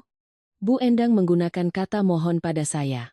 Wanita yang baru saja menampar saya, yang baru saja mengusir saya, sekarang memegang tangan saya seolah sedang berpegangan pada pelampung. Saya menarik tangan saya, menatap lurus ke arahnya.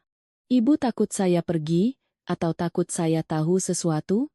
Wajah Bu Endang pucat pasi, bibirnya bergetar tapi tidak menjawab. Keheningannya sudah cukup untuk membuat saya mengerti.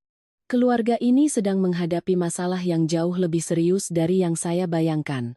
Dan sejak saat Bu Endang merendahkan suaranya dan memohon pada saya tahu, saya bukan lagi sekadar menantu yang ditindas. Saya telah tanpa sengaja berdiri tepat di depan pintu rahasia yang mereka coba tutupi dengan segala cara.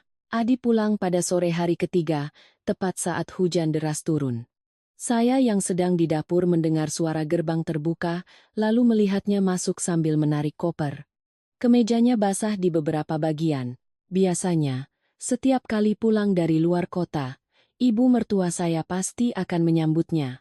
Tapi hari itu, Bu Endang hanya duduk di ruang tamu memeluk cucunya, matanya terpaku pada televisi seolah tidak mendengar apa-apa.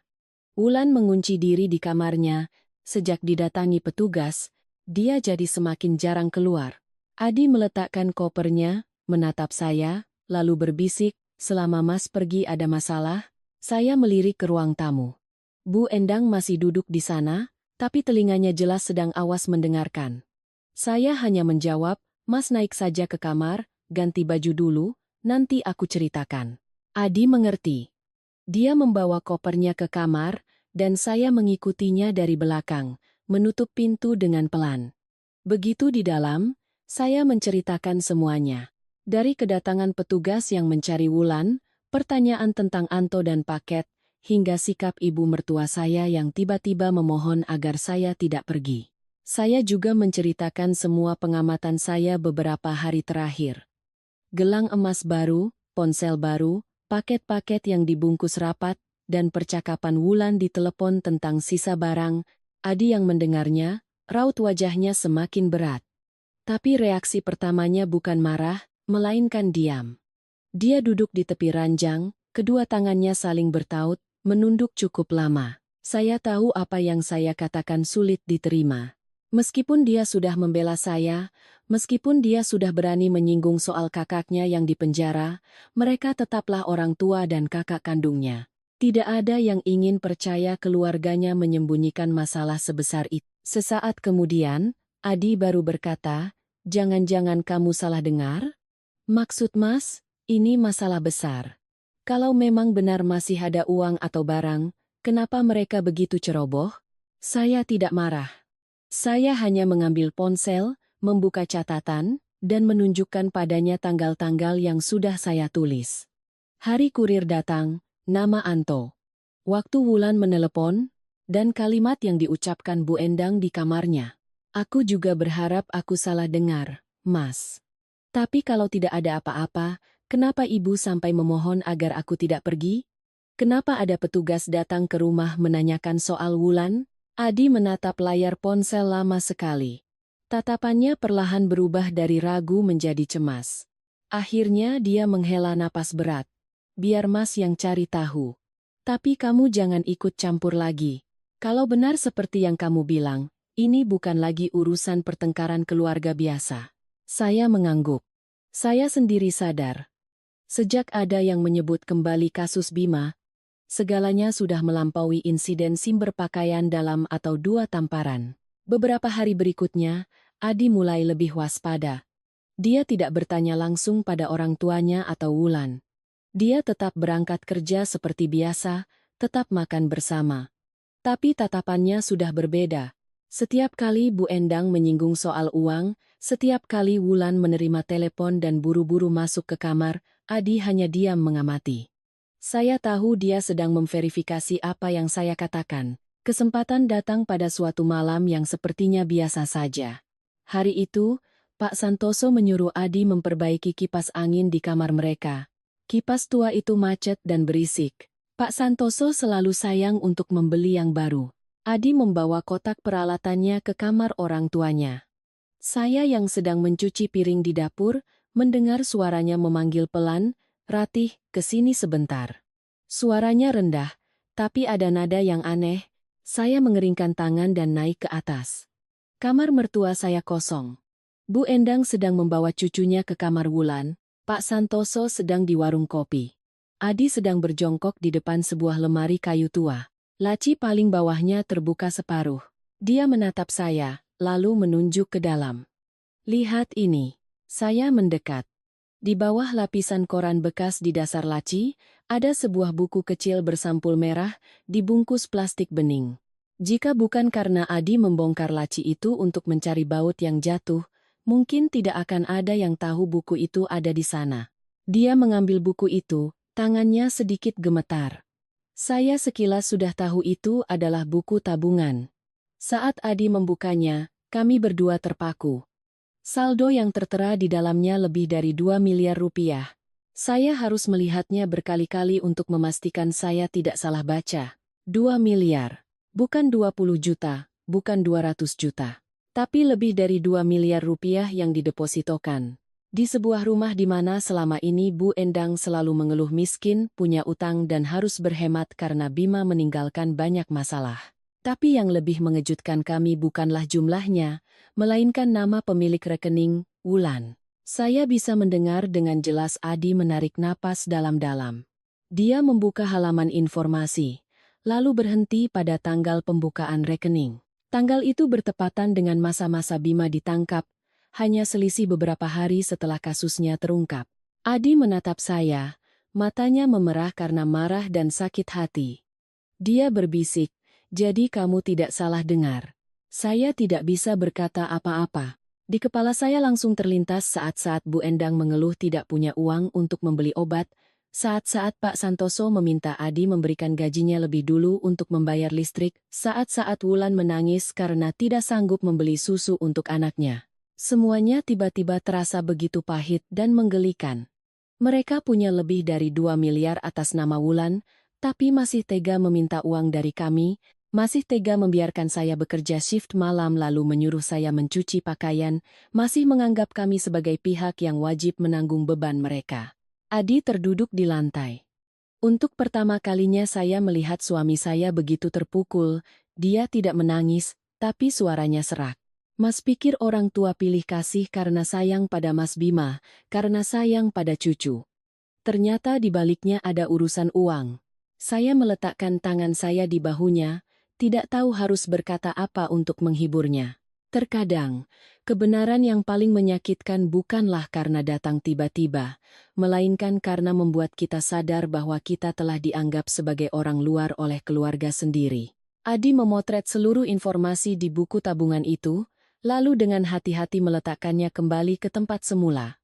Dia bilang, belum saatnya membuat keributan. Jika ditanya sekarang, mereka pasti akan menyangkal atau menyembunyikannya. Saya mengangguk. Kali ini, justru dia yang lebih tenang. Tatapan Adi tidak lagi bingung. Tatapannya menjadi lebih tajam dan tegas. Sebelum meninggalkan kamar orang tuanya, dia menatap lemari kayu tua itu sekali lagi, lalu berbisik, kalau di rumah ini memang ada rahasia, Mas akan membongkarnya sendiri. Mas tidak bisa membiarkanmu dipukul, dihina, sementara orang tua Mas memakai uang, tidak jelas untuk melindungi orang lain. Saya menatap suami saya, hati saya campur aduk, sakit karena dia akhirnya harus mencurigai orang tuanya sendiri.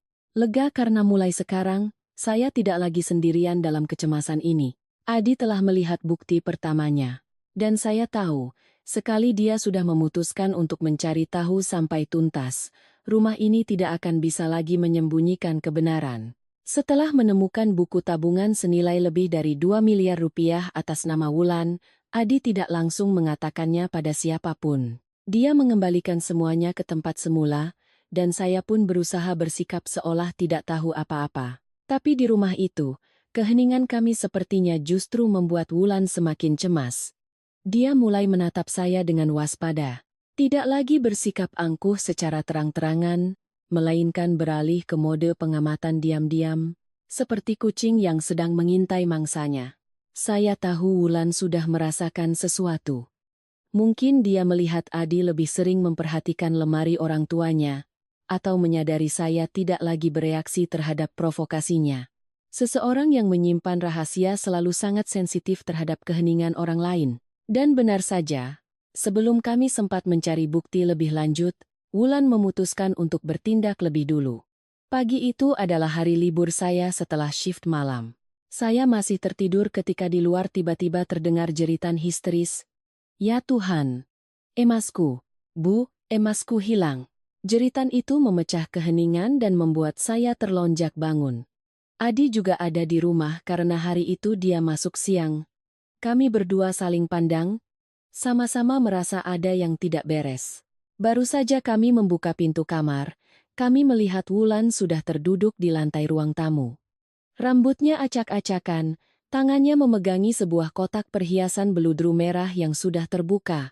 Bu Endang berdiri di sampingnya, wajahnya pucat tapi matanya penuh amarah. Pak Santoso berlari masuk dari halaman, belum mengerti apa-apa sudah membentak, "Ada apa lagi ini?" Wulan menangis terseduh-seduh, menunjukkan kotak kosong itu. "Pak, Bu, kotak perhiasanku hilang semua. Kalung, gelang, cincin kawin, anting emas yang ibu berikan untuk anakku waktu selapanan. Lebih dari 300 juta. Bu." Bu Endang langsung menoleh tajam ke arah saya. Tatapannya seolah sudah menunggu momen ini. Sejak dia pulang ke rumah ini, tidak pernah ada barang yang hilang. Kalimatnya singkat dan menusuk. Saya yang berdiri di ambang pintu merasa seluruh tubuh saya dingin. Belum sempat saya membuka mulut, beliau sudah berjalan ke arah saya dan menunjuk lurus ke wajah saya. "Ratih, jujur saja, kamu yang ambil, kan?" Adi langsung berdiri di depan saya. "Bu, bicara apa? Tidak ada bukti, jangan menuduh istri saya."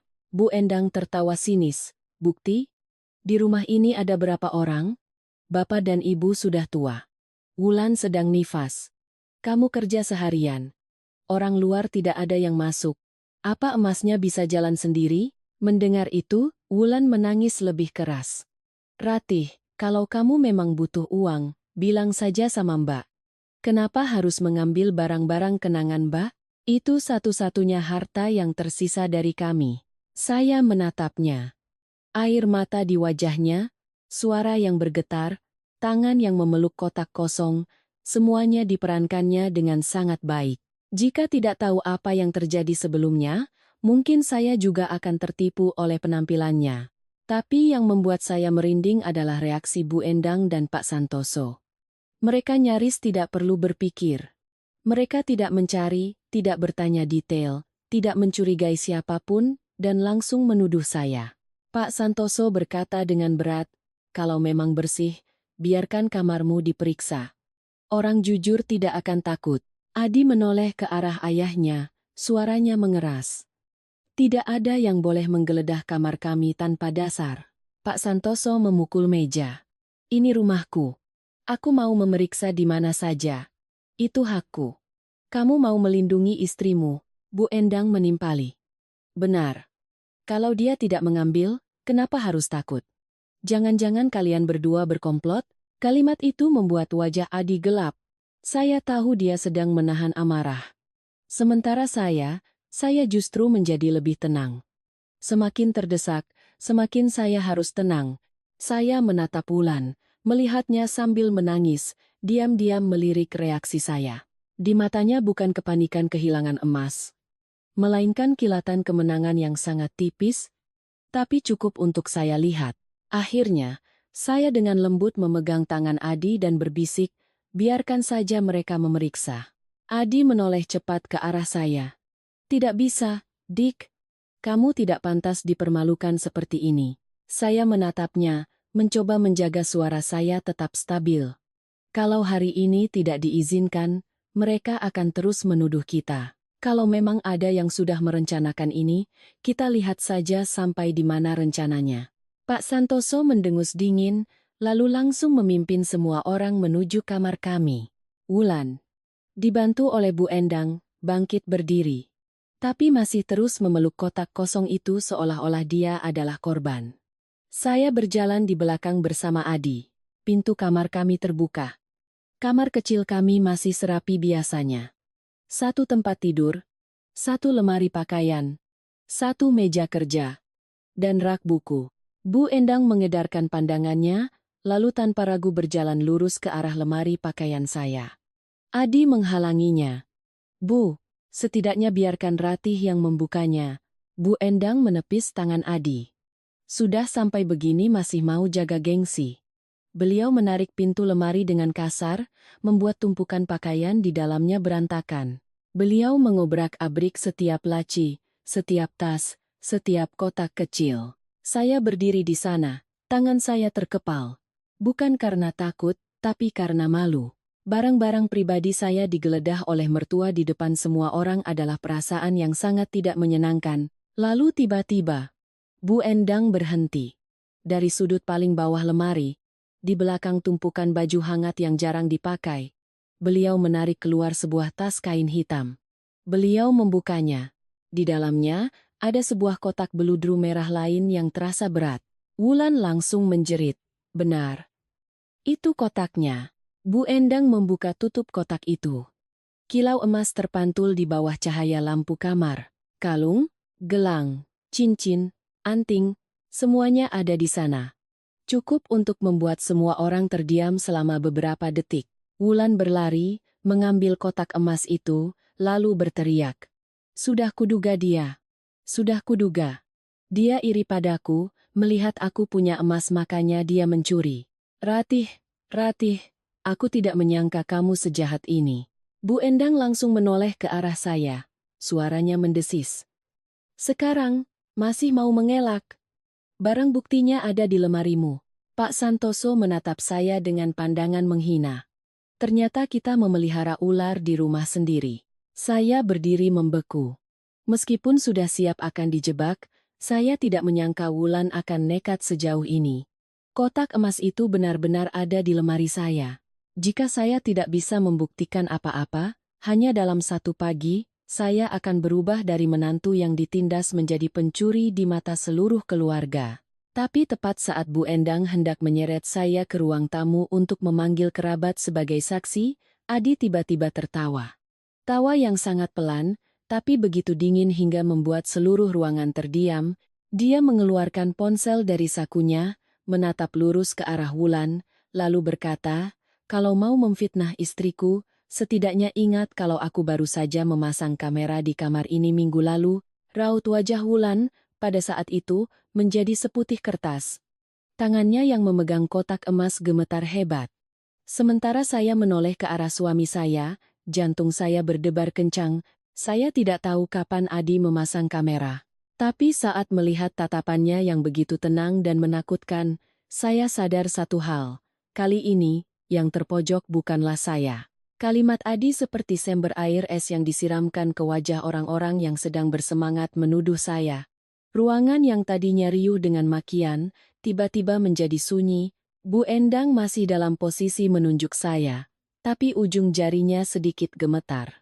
Pak Santoso mengerutkan kening menatap Adi. Dan Wulan memeluk erat kotak emas di tangannya. Wajahnya begitu pucat hingga bedak tipis di pipinya pun tidak bisa menutupinya. Saya berdiri di samping Adi, jantung saya masih berdebar kencang. Saya sama sekali tidak tahu kapan dia memasang kamera di kamar kami. Mungkin setelah menemukan buku tabungan itu, Adi diam-diam sudah mempersiapkan jalan keluar untuk kami. Di rumah ini, di mana orang bisa mengubah hitam menjadi putih hanya dengan beberapa tetes air mata palsu, mungkin dia sadar bahwa kata-kata saja tidak cukup. Untuk melindungi saya, dia butuh bukti. Bu Endang adalah yang pertama sadar. Beliau mengeraskan suaranya, mencoba terdengar tegas. Kamu menakut-nakuti siapa, Adi? Kamar kalian berdua, siapa yang bisa masuk? Kamera apaan? Barang buktinya jelas-jelas ada di lemari istrimu, masih mau mengelak? Pak Santoso menimpali, wajahnya masam. Benar. Panggil polisi saja. Biar mereka yang periksa, menantu bungsu di rumah ini sebaik apa. Mencuri tapi masih banyak alasan, mendengar kata polisi, Wulan seolah menemukan pegangan. Dia langsung memeluk kotak emas itu dan menangis terseduh-seduh. Panggil saja, Pak. Aku tidak takut. Aku yang kehilangan. Aku yang jadi korban. Rati itu sudah lama membenciku. Kemarin dia bahkan menyuruhku mengurus diriku sendiri. Sekarang sifat aslinya keluar. Mungkin dia pikir suamiku di penjara. Aku dan anakku tidak ada yang melindungi. Jadi dia mau mengambil satu-satunya harta yang tersisa dari kami. Setiap katanya seperti jarum yang menusuk telinga. Tapi kali ini, saya tidak lagi gemetar seperti saat lemari saya digeledah. Saya berdiri tegak menatap Wulan yang sedang berakting hingga kalimat terakhirnya. Kedua pipi saya masih sedikit nyeri dari tamparan tempo hari. Rasa sakit itu mengingatkan saya bahwa saya sudah terlalu lama diam. Tapi hari ini saya tidak menangis. Saya ingin melihat sampai tuntas, sampai di mana wanita ini bisa memutarbalikkan fakta. Adi tidak berdebat lagi. Dia membuka ponselnya, masuk ke sebuah aplikasi pengawas kamera, lalu memutar layarnya ke arah semua orang. Suaranya dingin. Mau panggil polisi? Silakan. Tapi sebelum itu, lihat ini dulu. Di layar, muncul rekaman dari kamar tidur kami pada dini hari. Sudut pandangnya dari atas rak buku, mengarah langsung ke pintu dan lemari pakaian. Awalnya ruangan kosong. Beberapa detik kemudian, pintu terbuka pelan. Sesosok tubuh yang memeluk tas kain hitam masuk. Hanya dari cara berjalannya saja saya sudah tahu itu Wulan. Dia mengenakan daster merah muda yang sama persis dengan yang dia pakai saat ini. Dalam video, Wulan berdiri di dekat pintu, mengawasi sebentar.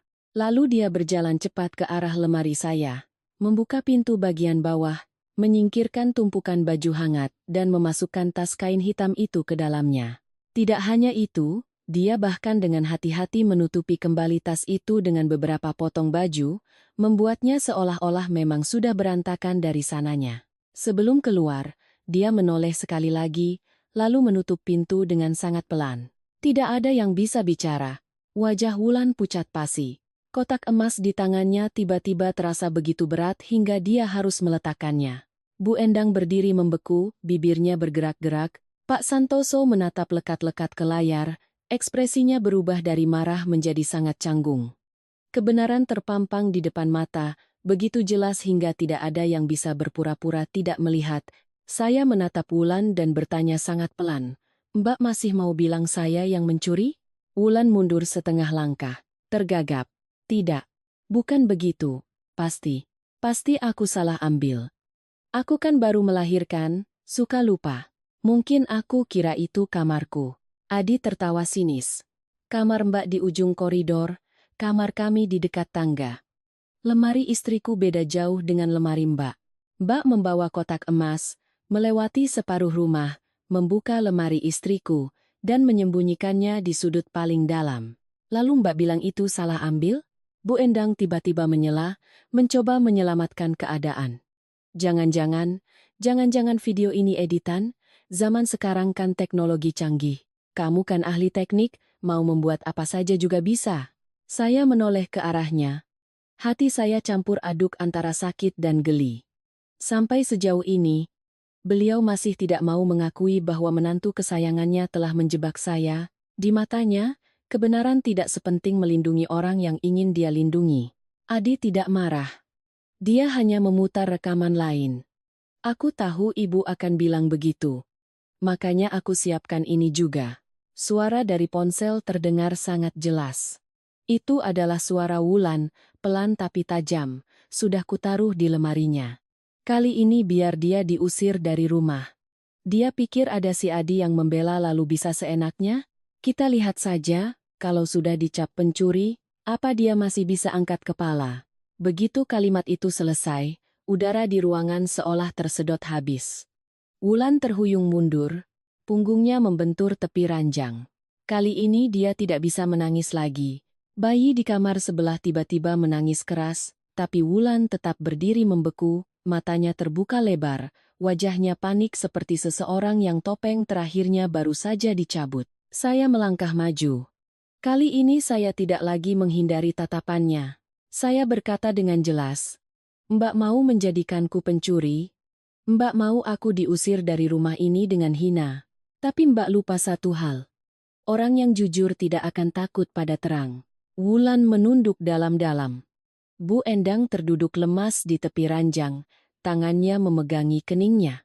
Entah karena malu atau takut, Pak Santoso diam-diam memalingkan muka, tapi saya tahu dia juga sudah kehabisan kata-kata untuk membela.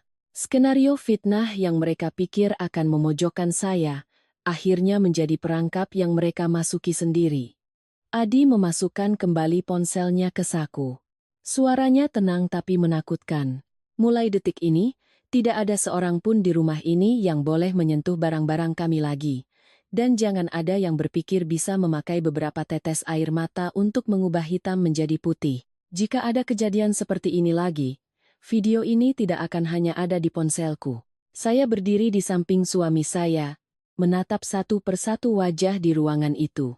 Untuk pertama kalinya setelah sekian lama menahan sakit hati, saya merasa bukan lagi saya yang terpojok, kebenaran telah berpihak pada saya. Tapi saya juga sadar, saat sebuah fitnah terbongkar, rahasia-rahasia di baliknya baru akan mulai terungkap. Setelah kalimat Adi, Wulan tidak lagi bisa mempertahankan penampilan malangnya. Kotak emas di tangannya seolah menjadi bukti kejahatannya. Dia menatap Adi, lalu Bu Endang, dan akhirnya ke arah saya. Suaranya tiba-tiba melembut dengan cara yang aneh. "Ratih, Mbak salah. Mbak baru melahirkan. Psikologisnya tidak stabil. Ditambah tekanan karena masalah Mas Bima. Jadi emosi dan berbuat nekat. Kamu maafkan Mbak kali ini." Ya, saya menatap wanita yang beberapa menit lalu baru saja menuduh saya mencuri. Hati saya tidak lagi punya rasa iba. Jika tidak ada kamera, hidup saya di rumah ini sudah akan dia hancurkan. Satu kalimat psikologis tidak stabil tidak bisa menghapus niat jahatnya. Belum sempat saya menjawab, Adi sudah angkat bicara. "Mbak tidak sedang emosi. Mbak sudah merencanakannya dengan sangat matang. Hanya saja, Mbak tidak menyangka saya sudah lebih dulu waspada." Wulan terdiam. Bu Endang langsung menyela. Suaranya tidak lagi galak tapi masih mencoba melindungi menantu kesayangannya. "Sudahlah, masalahnya kan sudah jelas. Wulan salah, nanti ibu yang akan menasihatinya. Kita ini satu keluarga, selesaikan di dalam saja, jangan dibesar-besarkan." Saya mendengarnya dan hanya bisa tersenyum getir. Saat mereka mengira saya yang mencuri, mereka mau memanggil polisi, memanggil kerabat. Begitu yang salah adalah Wulan. Masalahnya langsung menjadi urusan satu keluarga. Adi menatap ibunya, matanya lebih dingin dari sebelumnya. "Kalau ibu memang mau menyelesaikan masalah di dalam, baik. Hari ini kita selesaikan semuanya." Kotak emas ini hanya masalah kecil. Saya ingin Mbak Wulan menjelaskan satu hal lagi. Pak Santoso, yang tadinya diam, mengerutkan kening. Ada apa lagi? Kamu jangan mentang-mentang menang, lalu seenaknya. Adi tidak menatap ayahnya. Dia hanya menoleh ke arah Wulan.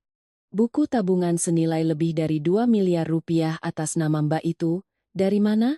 Seluruh ruangan hening seketika. Wulan seolah tercekat.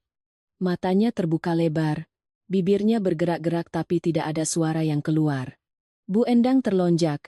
Raut wajahnya berubah drastis. Pak Santoso adalah yang bereaksi paling keras.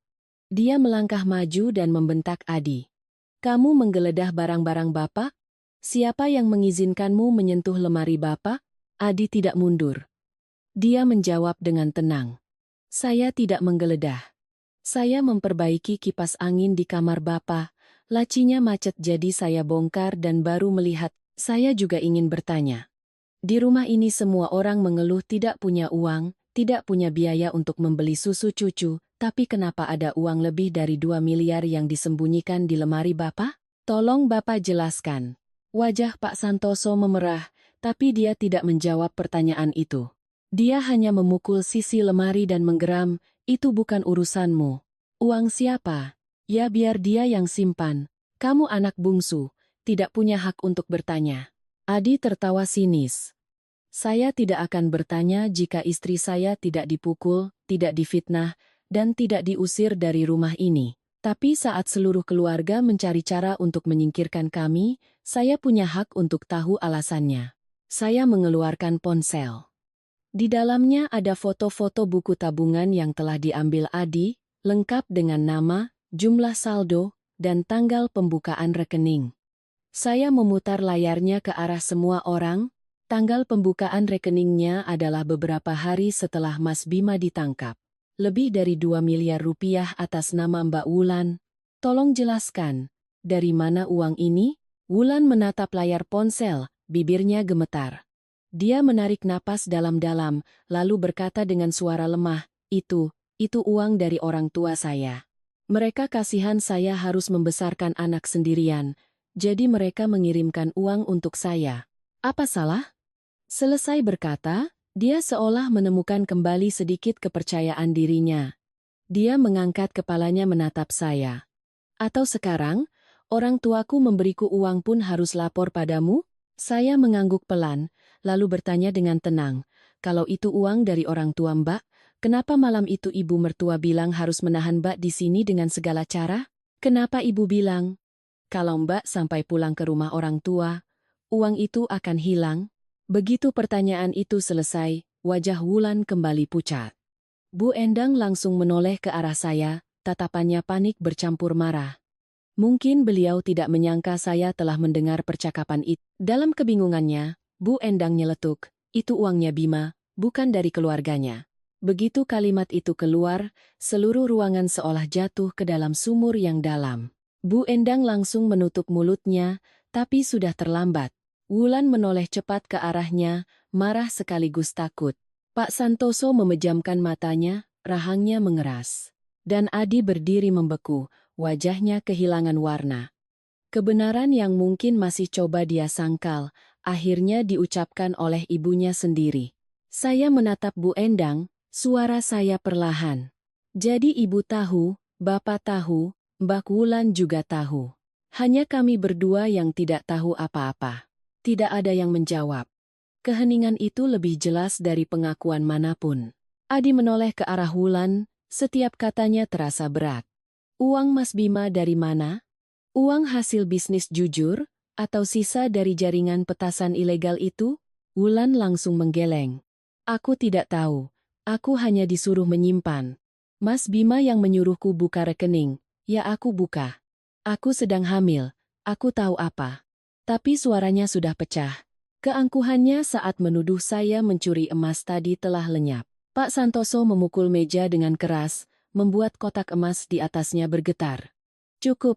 Mulai sekarang tidak ada yang boleh membahas masalah ini lagi. Adi, kalau kamu masih terus mengungkit-ungkit, aku akan usir kalian berdua dari rumah ini hari ini juga. Rumah ini milikku, Aku tidak akan membiarkan anak durhaka yang mengorek-ngorek aib kakaknya sendiri tinggal di sini. Adi menatap ayahnya lama sekali. Di matanya ada luka dan kekecewaan, tapi tidak ada lagi ketakutan. Dia memegang tangan saya, meremasnya pelan seolah ingin mengatakan bahwa kali ini dia tidak akan mundur. Lalu dia menjawab, suaranya begitu tegas hingga Bu Endang pun mengangkat kepala. Bapak bisa mengusir saya. Tapi Bapak tidak bisa mengusir kebenaran. Pak Santoso terdiam. Wulan menunduk. Bahunya bergetar. Bu Endang terduduk di kursi. Wajahnya bingung seperti orang yang baru saja meruntuhkan dinding pertahanan terakhirnya. Sementara saya, yang berdiri di samping Adi, untuk pertama kalinya merasa bahwa semua ini sudah melampaui batas konflik keluarga. Kotak emas, buku tabungan, paket-paket aneh, nama Anto, dan uang lebih dari 2 miliar itu, semuanya sedang terhubung menjadi seutas benang hitam. Dan benang itu, semakin ditarik, semakin menjerat semua orang yang pernah berpikir bisa memakai air mata, kekuasaan orang tua, dan kata satu keluarga untuk membungkam kami. Pernyataan Adi membuat ruangan jatuh ke dalam keheningan yang menakutkan. Pak Santoso masih berdiri di sana, tangannya di tepi meja, buku-buku jarinya memutik. Bu Endang menunduk, wajahnya tidak lagi garang melainkan panik. Wulan memeluk erat kotak emasnya, matanya bergerak liar di antara mertuanya dan kami, seolah sedang menghitung siapa yang masih bisa diandalkan. Tapi saat melihat Adi tidak berniat berhenti, Wulan tiba-tiba mengubah ekspresinya. Dia membanting kotak emas itu ke tempat tidur, lalu menunjuk lurus ke arah Bu Endang dan Pak Santoso. Suaranya bergetar karena takut sekaligus marah. Jangan semuanya dilimpahkan ke aku. Uang itu bukan cuma aku yang mau simpan. Bapak dan Ibu yang menyuruhku buka rekening, Bapak dan Ibu yang memaksaku. Bu Endang mengangkat kepalanya, matanya terbelalak. Kamu bicara apa, Wulan? Wulan tertawa sinis. Tawa yang aneh karena panik. Aku bicara benar. Sudah sampai begini. Apa Ibu masih mau aku diam? Supaya Ibu bisa menjadikanku kambing hitam. Ibu pikir aku sebodoh itu? Pak Santoso membanting meja. Diam. Semakin kamu bicara, semakin kamu celaka. Tapi bentakan itu tidak lagi bisa menghentikan Wulan.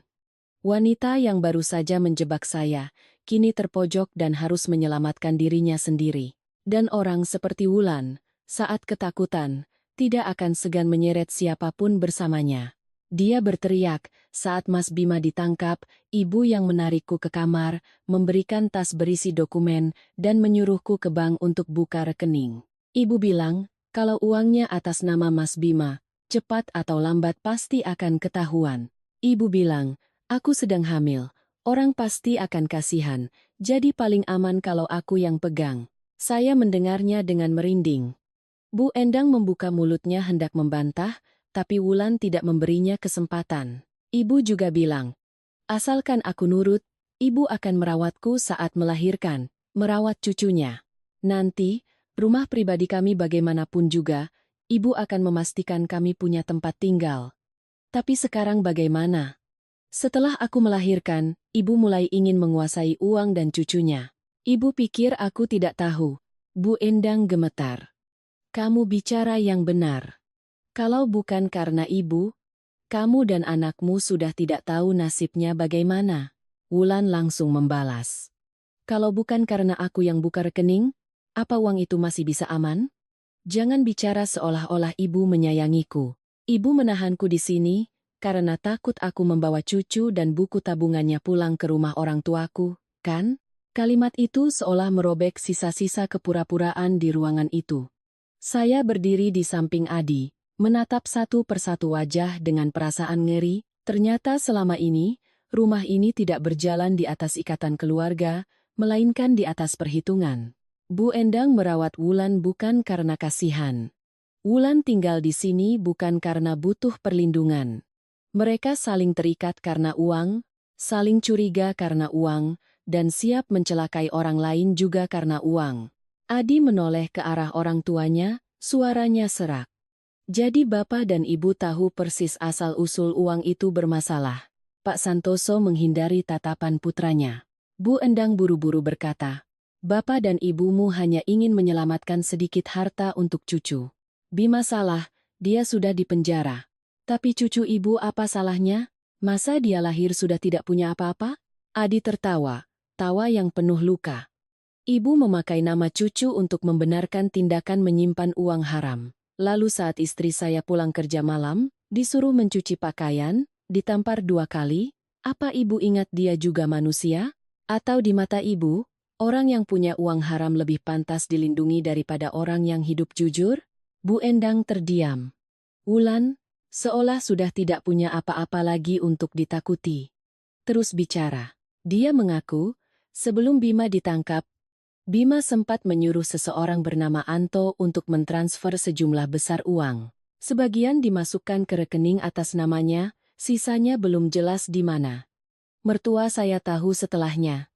Tapi alih-alih menyuruh Wulan menyerahkannya, mereka justru merencanakan cara untuk menyimpannya, karena takut kehilangan apa yang mereka sebut hasil kerja keras Bima. Pak Santoso menggeram, dia anakku. Sekalipun dia salah, dia tetap darah dagingku. Aku tidak bisa melihat hasil jerih payahnya hilang begitu saja. Adi bertanya dengan sangat perlahan. Hasil jerih payah, atau barang bukti, Pak? Pertanyaan itu seperti tamparan telak di wajah Pak Santoso. Beliau menunjuk Adi, bibirnya gemetar. Kamu durhaka. Kamu membela istrimu sampai mau menghancurkan keluargamu sendiri. Adi menjawab seketika. Tidak ada yang menghancurkan keluarga ini, Pak. Keserakahan Bapak dan Ibulah yang telah menghancurkannya sejak lama. Saya menatap Wulan, dan tiba-tiba mengerti mengapa dia begitu membenci saya.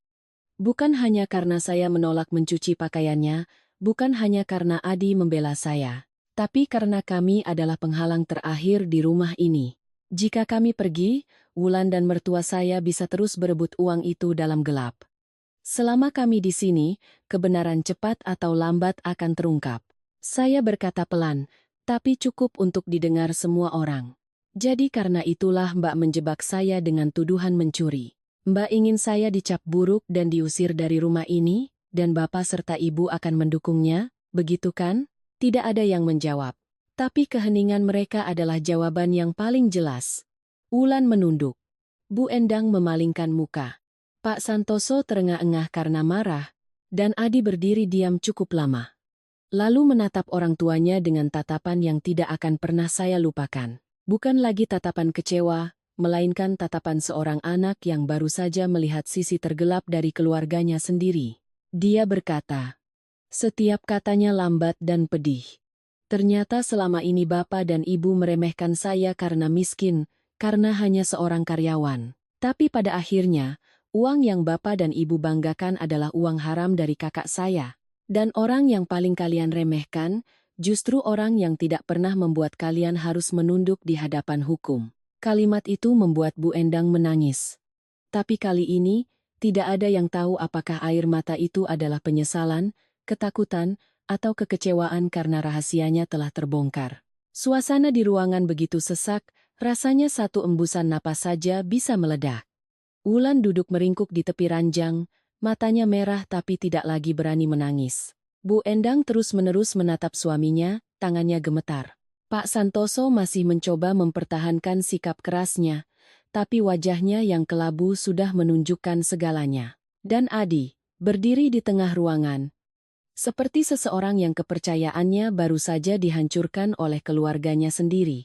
Tepat pada saat itu, dari luar gerbang terdengar panggilan dari tukang pos, paket untuk Bapak Santoso. Suara itu begitu biasa hingga terdengar aneh di tengah badai di dalam rumah. Saya menoleh ke arah Adi. Dia sedikit mengerutkan kening, lalu melepaskan tangan saya dan turun ke bawah. Tidak ada yang bicara, tapi semua orang bisa mendengar dengan jelas langkah kakinya di tangga, berat seolah memukul dada setiap orang. Sesaat kemudian, Adi kembali. Di tangannya ada sebuah amplop berwarna coklat, di sudutnya ada stempel merah dari lembaga pemasyarakatan. Begitu melihat stempel itu, Bu Endang terlonjak. Surat dari Bima? Sini Ibu lihat. Tapi Adi tidak langsung memberikannya. Dia melihat nama penerima di amplop itu, lalu berkata perlahan, penerimanya, Adi. Tangan Bu Endang berhenti di udara, wajahnya semakin tegang. Adi membuka amplop itu di depan semua orang. Di dalamnya ada beberapa lembar kertas surat, tulisan tangannya sedikit miring dan tidak teratur.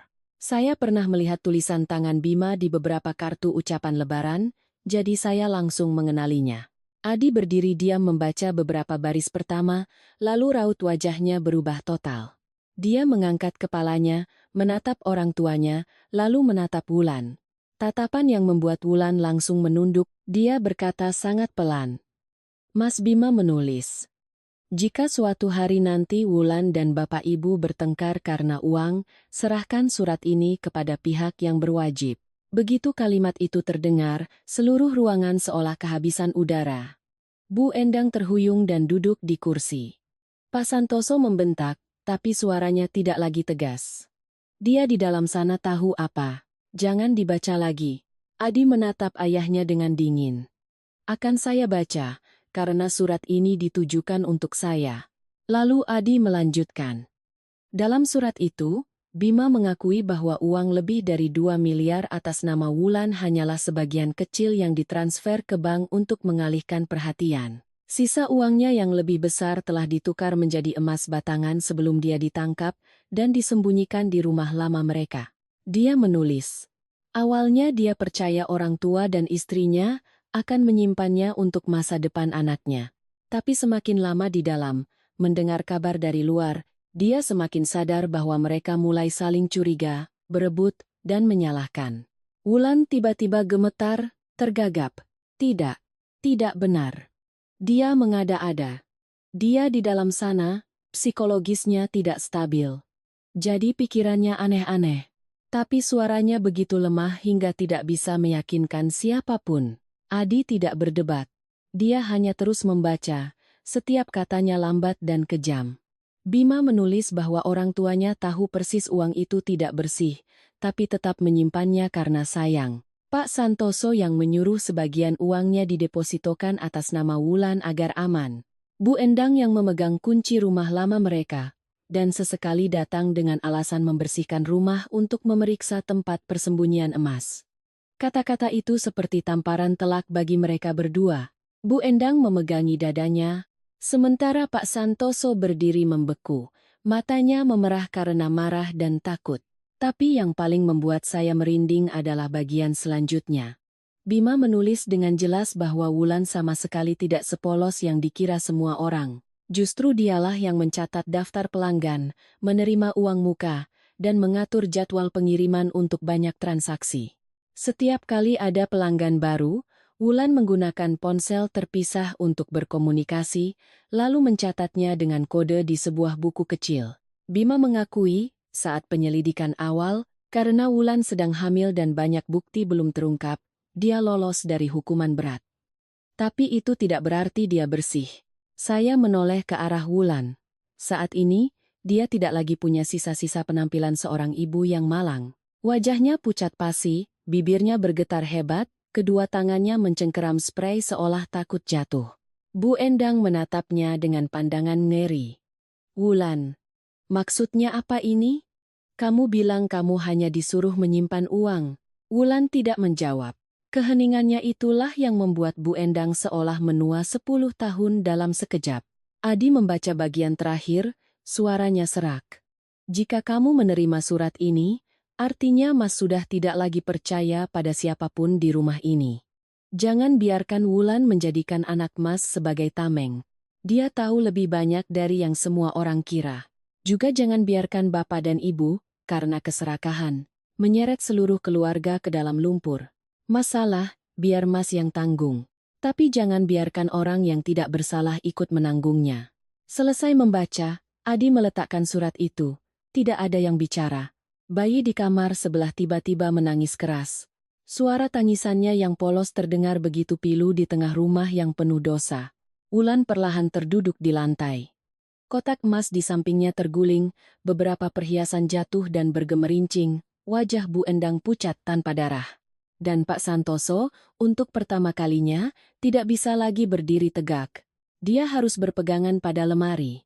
Saya menatap surat di tangan Adi. Hati saya dingin.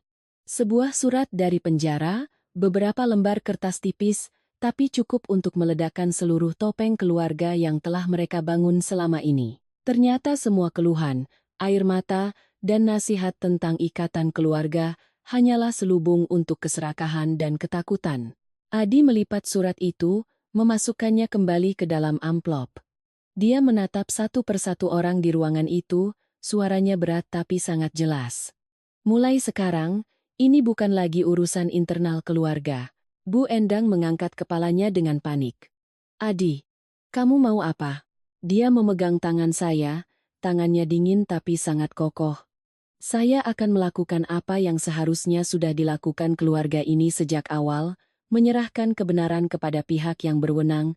Kali ini, tidak ada lagi yang berani menghentikannya. Adi tidak mengucapkan kalimat itu untuk menakut-nakuti. Saya kenal suami saya. Begitu dia melipat surat dari Bima dan meletakkannya bersama rekaman CCTV, file audio, foto buku tabungan, dan catatan yang pernah saya buat, saya tahu dia sudah benar-benar memutuskan. Bukan karena ingin balas dendam pada orang tuanya, apalagi ingin menghancurkan siapapun. Dia hanya tidak bisa lagi membiarkan sebuah rumah yang penuh kebusukan menggunakan kata darah daging untuk membungkam orang yang tidak bersalah. Bu Endang adalah yang pertama bereaksi. Beliau berlari dan berlutut di depan Adi. Kedua tangannya memegangi celana putranya. Ibu mertua yang pernah menampar saya, yang pernah menghina saya, saat itu menangis hingga suaranya serak. Adi, ibu mohon, nak. Bagaimanapun kita ini satu keluarga. Jangan hancurkan keluarga kita sendiri. Kakakmu sudah di dalam. Apa kamu mau bapak dan ibumu ikut menyusul? Adi menunduk menatap ibunya lama sekali. Matanya memerah, tapi suaranya tetap tenang. Bukan saya yang menghancurkan siapapun, Bu. Keserakahan bapak dan ibulah yang telah menghancurkan rumah ini sejak lama. Mendengar itu, Pak Santoso murka. Beliau berlari hendak merebut amplop di tangan Adi, tapi saya sudah lebih dulu mundur selangkah. Sejak Adi selesai membaca surat itu, saya diam-diam sudah menelepon Pak RT, orang yang pernah datang bersama petugas tempo hari. Saya tidak yakin itu cukup untuk melindungi kami. Tapi setidaknya di rumah ini perlu ada saksi dari luar, agar kebenaran tidak lagi diputarbalikkan dengan air mata dan bentakan. Wulan saat itu tidak lagi bisa berperan sebagai ibu yang lemah. Dia menggendong anaknya, menyambar tas, memasukkan beberapa potong pakaian bayi, lalu mencoba kabur lewat pintu belakang. Tapi baru saja dia membuka pintu, di luar sudah ada beberapa orang. Pihak berwenang kembali datang. Kali ini bukan lagi untuk bertanya. Mereka datang setelah menerima laporan tentang uang mencurigakan, paket-paket aneh, dan bukti-bukti yang telah dikirimkan Adi sebelumnya. Rumah langsung menjadi kacau. Bu Endang menangis memeluk cucunya.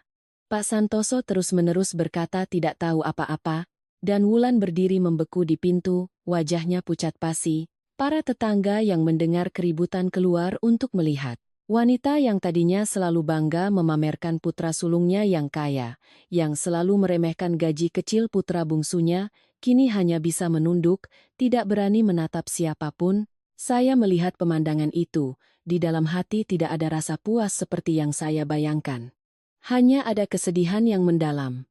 Hari-hari berikutnya, segalanya diproses sesuai hukum. Buku tabungan senilai lebih dari 2 miliar dibekukan. Rumah lama Bima digeledah.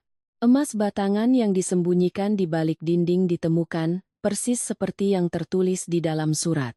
Wulan dijemput untuk dimintai keterangan lebih lanjut tentang perannya dalam menyimpan catatan, menerima uang, dan menyembunyikan aset. Pak Santoso dan Bu Endang juga harus diperiksa karena mengetahui asal-usul uang itu tapi tetap menyimpannya, bahkan merencanakan untuk menguasainya. Saya menceritakan ini bukan untuk mengatakan siapa yang pantas menerima hukuman. Karena bagaimanapun, mereka tetaplah keluarga suami saya. Saya pernah melihat Adi duduk termenung berjam-jam di teras, menatap halaman rumah tempat dia dibesarkan. Orang luar mungkin hanya melihat seorang anak yang dengan tegas mengungkap kebenaran. Tapi saya melihat seorang pria yang sedang dengan tangannya sendiri memotong bagian yang busuk dari atap rumahnya sendiri. Dan itu sama sekali bukan hal yang mudah. Sebelum kami pindah, Bu Endang duduk di ruang tamu. Rambutnya terlihat lebih banyak uban. Beliau tidak lagi memarahi saya, tidak lagi memanggil saya dengan nada angkuh. Saat saya lewat di depannya, beliau memanggil pelan, "Ratih." Saya berhenti. Beliau menatap kedua pipi saya, bekas tamparan yang sudah lama hilang, lalu menunduk dan berbisik, "Ibu salah." Hanya dua kata. Terlambat dan canggung. Tapi cukup untuk membuat hati saya pedih. Saya tidak langsung menjawab. Saya hanya berkata, "Saya harap, setelah ini ibu tidak akan pernah lagi memukul siapapun, dan tidak akan pernah lagi memaksa siapapun untuk menanggung kesalahan orang lain." Adi membawa 2 koper keluar. Sebelum melangkah pergi, dia menoleh ke arah orang tuanya. Suaranya tidak lagi marah seperti saat itu, hanya berat dan sedih.